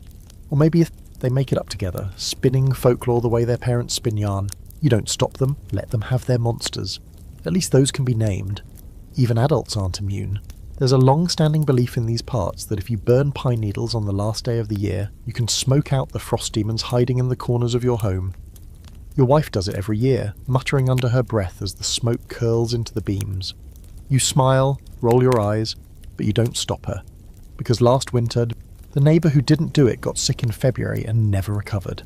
Coincidence? Sure, but winter makes you cautious, it makes you superstitious. And then there's the oldest myth, the one no one really talks about unless it's late and the fire's low. The one about the winter that never ends. It starts as a year like any other. Snow falls, the river freezes, people prepare. But then spring doesn't come, the ice stays, the sun returns for just minutes a day, and slowly, one by one, people stop checking the calendar, stop counting the days. The seasons collapse, the land forgets warmth, and those still alive become part of the cold. You've read old journals that mention it, almost like a passing thought. Another long march. Still no thaw. Beginning to wonder if the year will break at all. It's ridiculous. But some nights, when you can't remember the last time you saw the ground, when you've burned through half your supplies and are rationing matches like gold, it doesn't feel so far-fetched. Winter has a way of rewriting time, of making you wonder if maybe this is the year the wheel sticks and just never turns again. Historians debate whether these stories had any real impact, if they were just folklore, or if they shaped how frontier families saw the cold. Some argue that they served a purpose, cautionary tales to keep people from doing dumb things like wandering off in blizzards. Others think they were just mental bandages, ways to explain suffering without calling it what it was, because it's easier to say the ice demons took someone than to admit they gave up.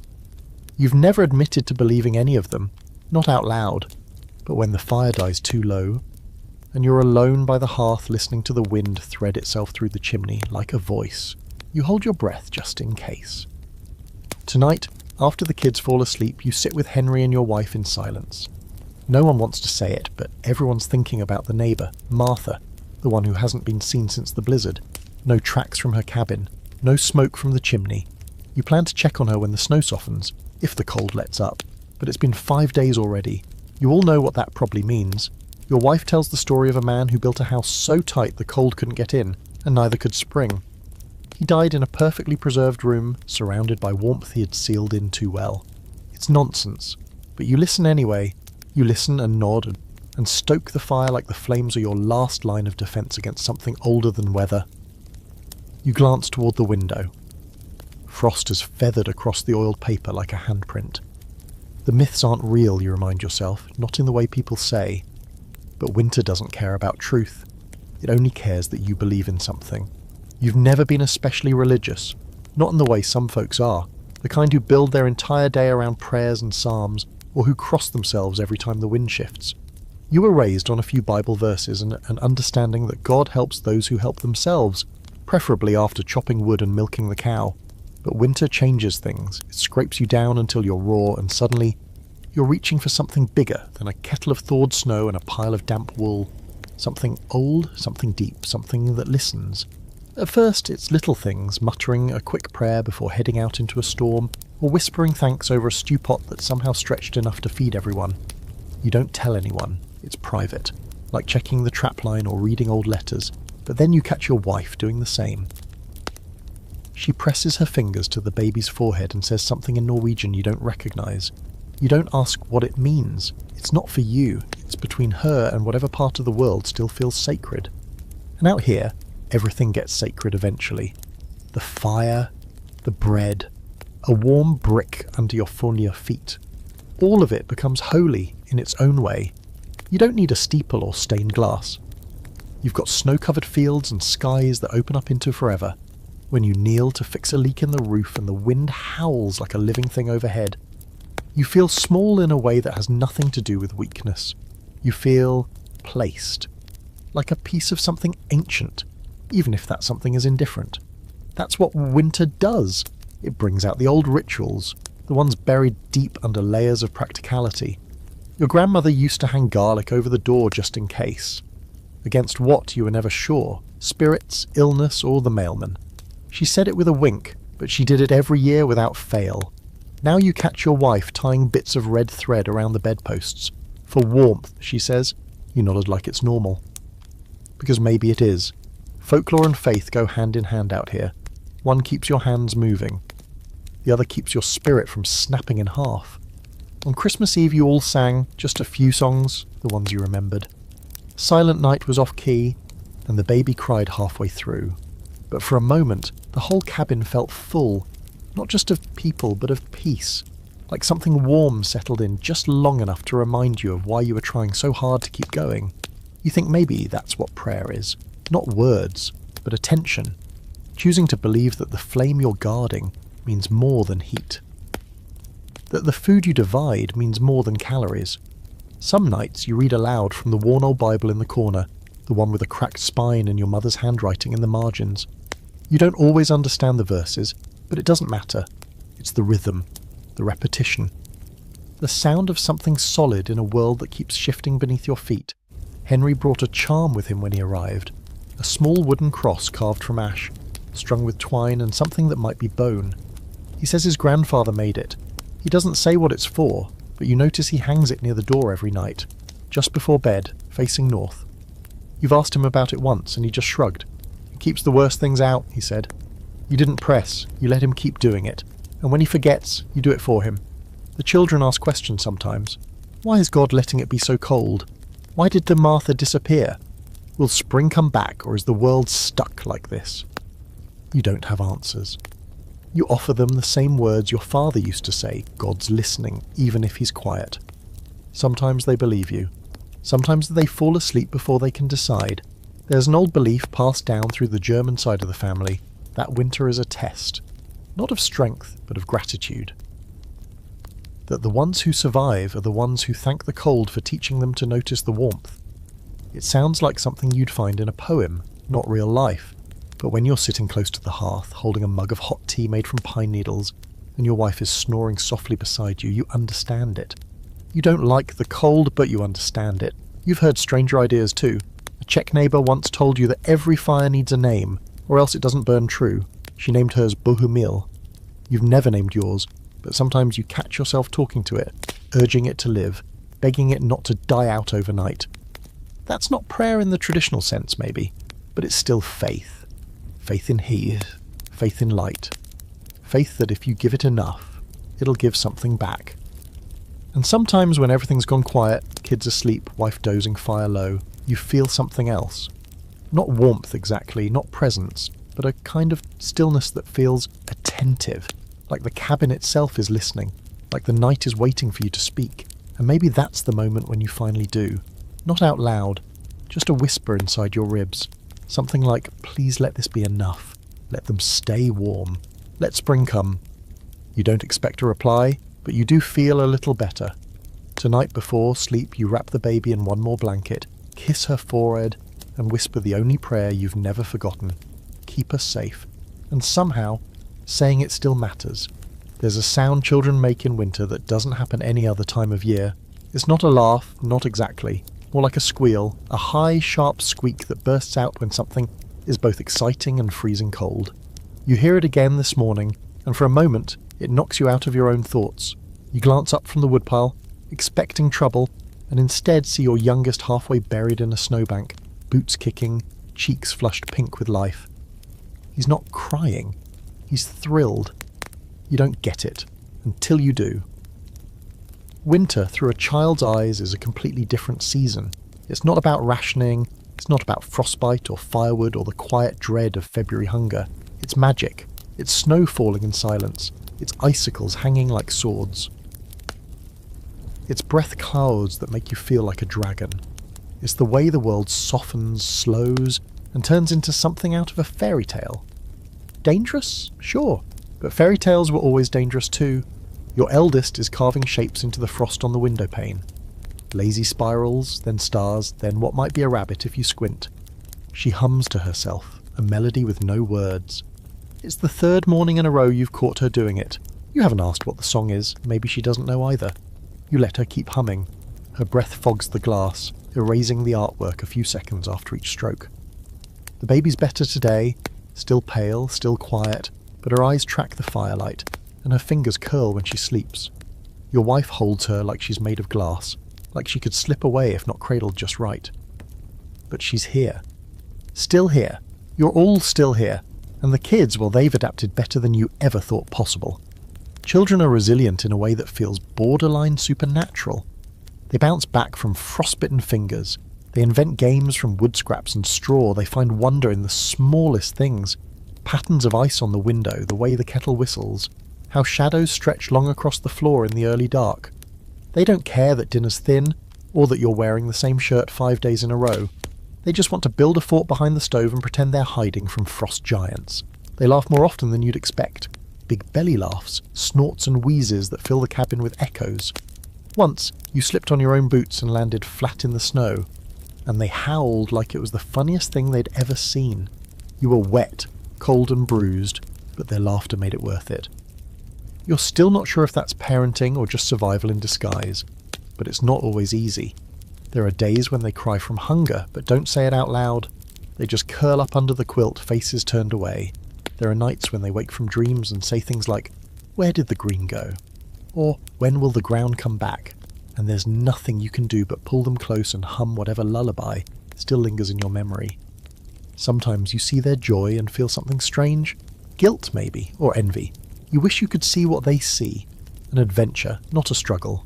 A world of Sneumsu castles and frost-painted dragons. You miss that kind of vision. You miss being surprised by beauty instead of bracing for loss.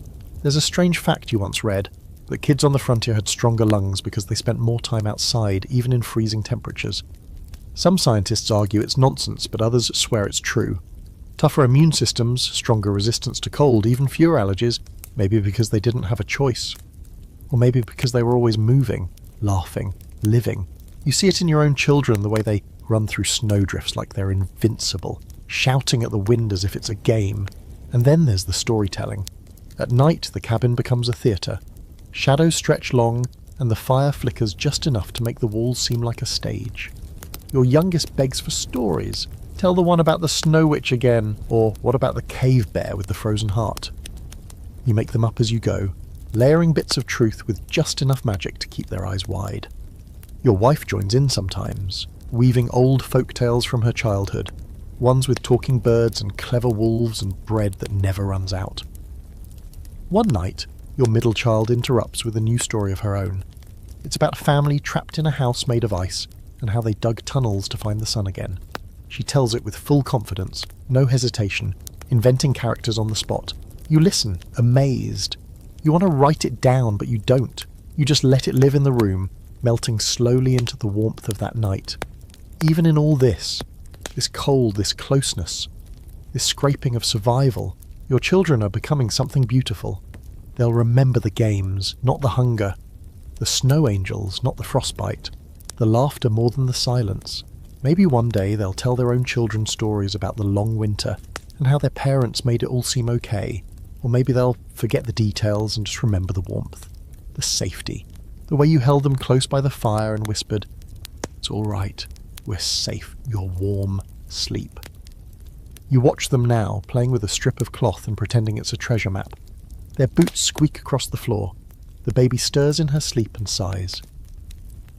You stoke the fire again, smile to yourself, and whisper the first honest thing you've felt all week. They're going to be okay. Maybe better than okay. Maybe stronger than you ever were. The first time you hear it, it sounds like something breaking, sharp, sudden, and wrong. You sit up straight, heart punching against your ribs, expecting the worst. A beam cracking, the roof buckling, the fire collapsing in on itself. But it's not that. It's the sound of water dripping. Just one drop at first, then another, rhythmic, relentless. You glance toward the window, and that's when you see it. The slow, steady melt tracing lines through the frost on the inside of the glass. It's beginning. The thaw. You almost don't believe it at first. The snow hasn't gone anywhere. Still piled high against the cabin, still heavy on the roof, still covering the trail like icing on a stale cake. But there's something different about the air. It smells wet. Not frozen wet, but soft wet, like the inside of a root cellar, muddy, alive. You crack the door and stick your face out, squinting into the early morning haze. The wind is still biting, but the sharp edge is gone. What hits your skin is damp and full of promise spring is coming. But before you get excited, you remember, this part is worse in its own way. Because the thaw doesn't bring relief, it brings rot. Everything that froze solid in winter is now slowly turning. The potatoes in the cellar, the last of the carrots, the leftover bits of salt pork in the crock. What once kept safely in the cold now starts to bloom with soft white fuzz or sour into mush. You've spent the past few months preserving everything you could. Now you watch it all unpreserve in real time. There's no way to stop it.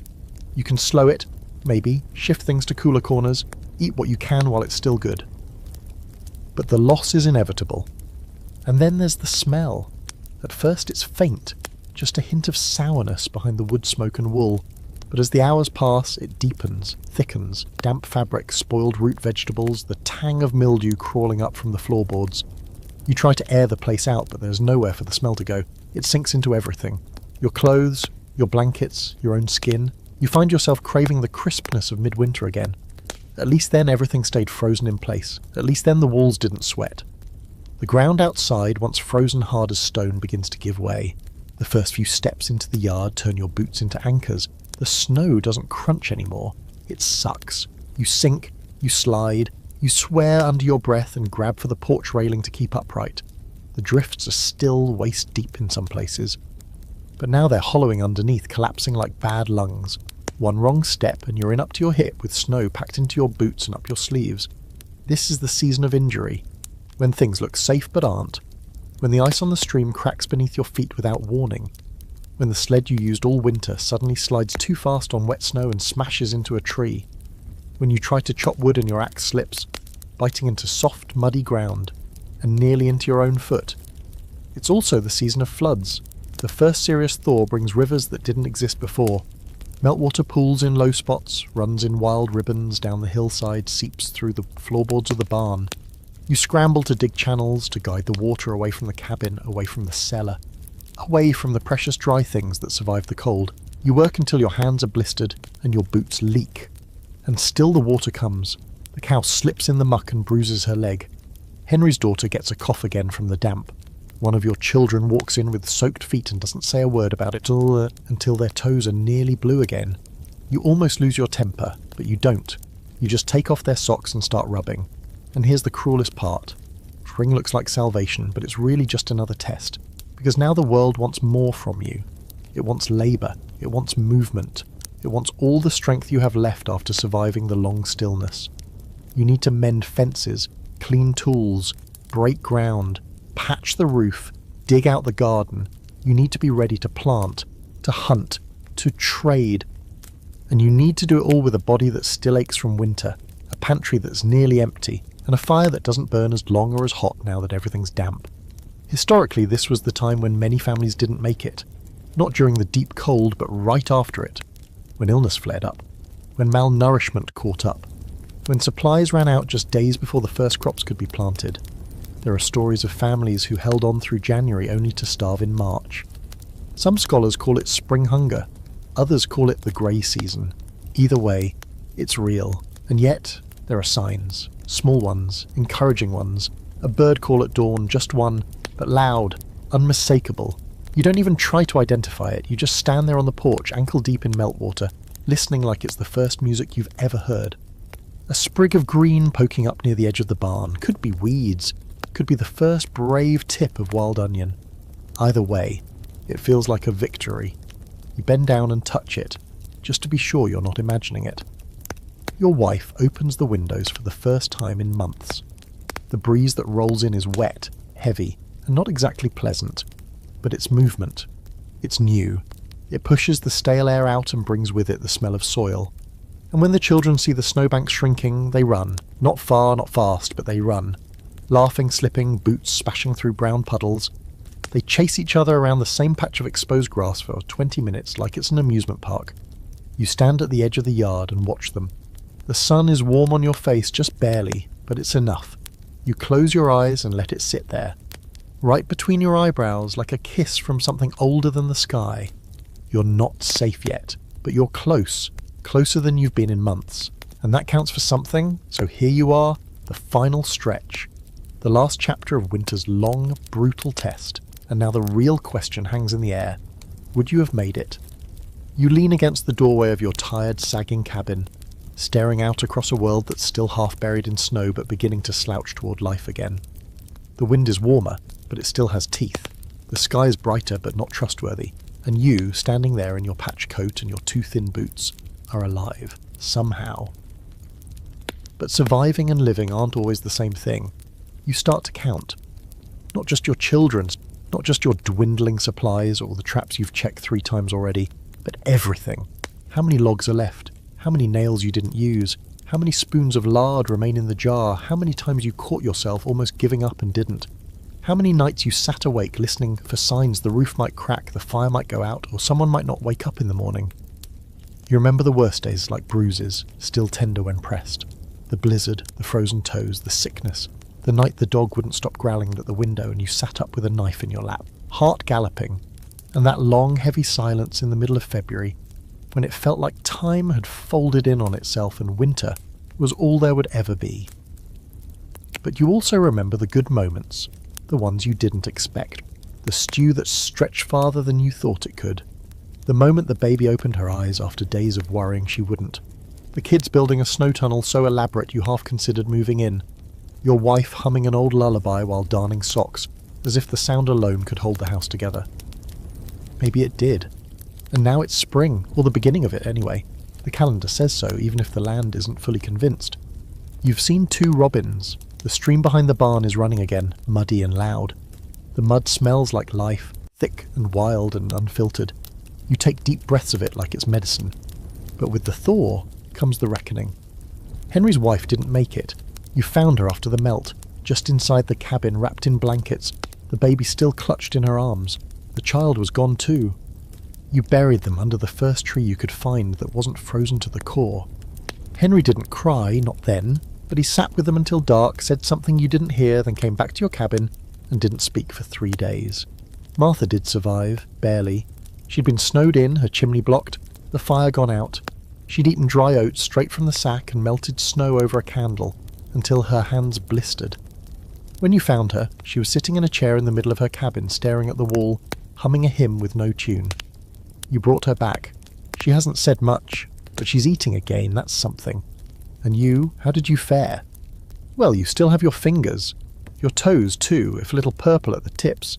You lost weight, more than you care to admit. Your hands shake sometimes when you wake up. But you made it. Your family made it. The baby's stronger now, the dog's thinner but wagging again. The roof held, the fire lived. So would you have survived the winter? Yes, but just barely. And only because you never did it alone. It took everything you had. And then some.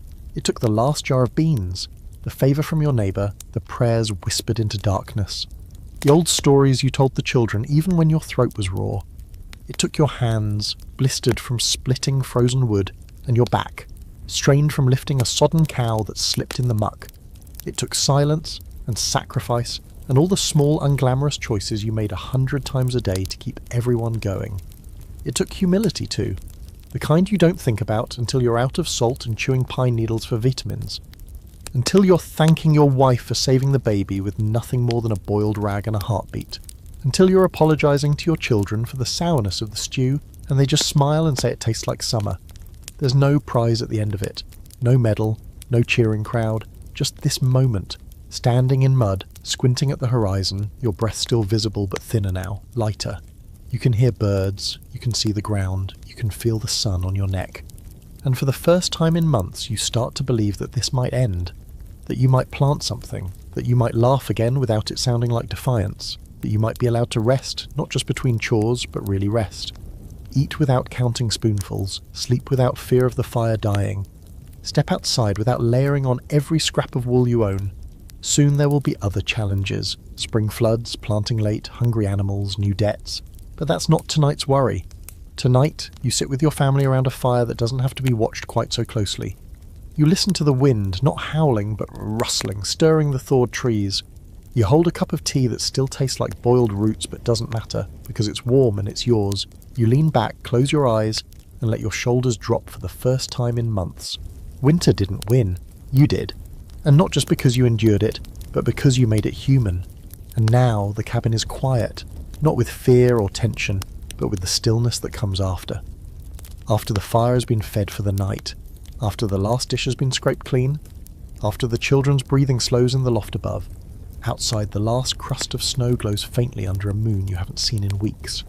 And for once you're not watching it with dread, you're just watching. You stretch your legs, the ache is still there, but it's the ache of effort, not survival. The kind that says you've done something hard and made it through. Your wife's asleep in her chair, the baby curled on her chest like a cat. Her mouth is slightly open, a soft little snore rising and falling like waves on a springtime creek. You think about how close it all came, how many days you scraped by on a sliver of hope and the heel of a loaf, how many hours passed with breath held, praying the wind wouldn't shift, that no one would fall sick, that the last candle would burn a little longer. And yet, here you are. You look at the fire, small, steady, faithful, and feel a kind of quiet pride. You didn't just survive the cold, you made it mean something. You held your family together with wool and willpower, with dried apples and lullabies, with stories told in the dark and hands held through silence. Spring will come, it always does, but winter leaves its mark. In the way you move, in the way you notice warmth, in the way you treasure enough. So now, close your eyes. Let the world be quiet around you. You made it. Rest.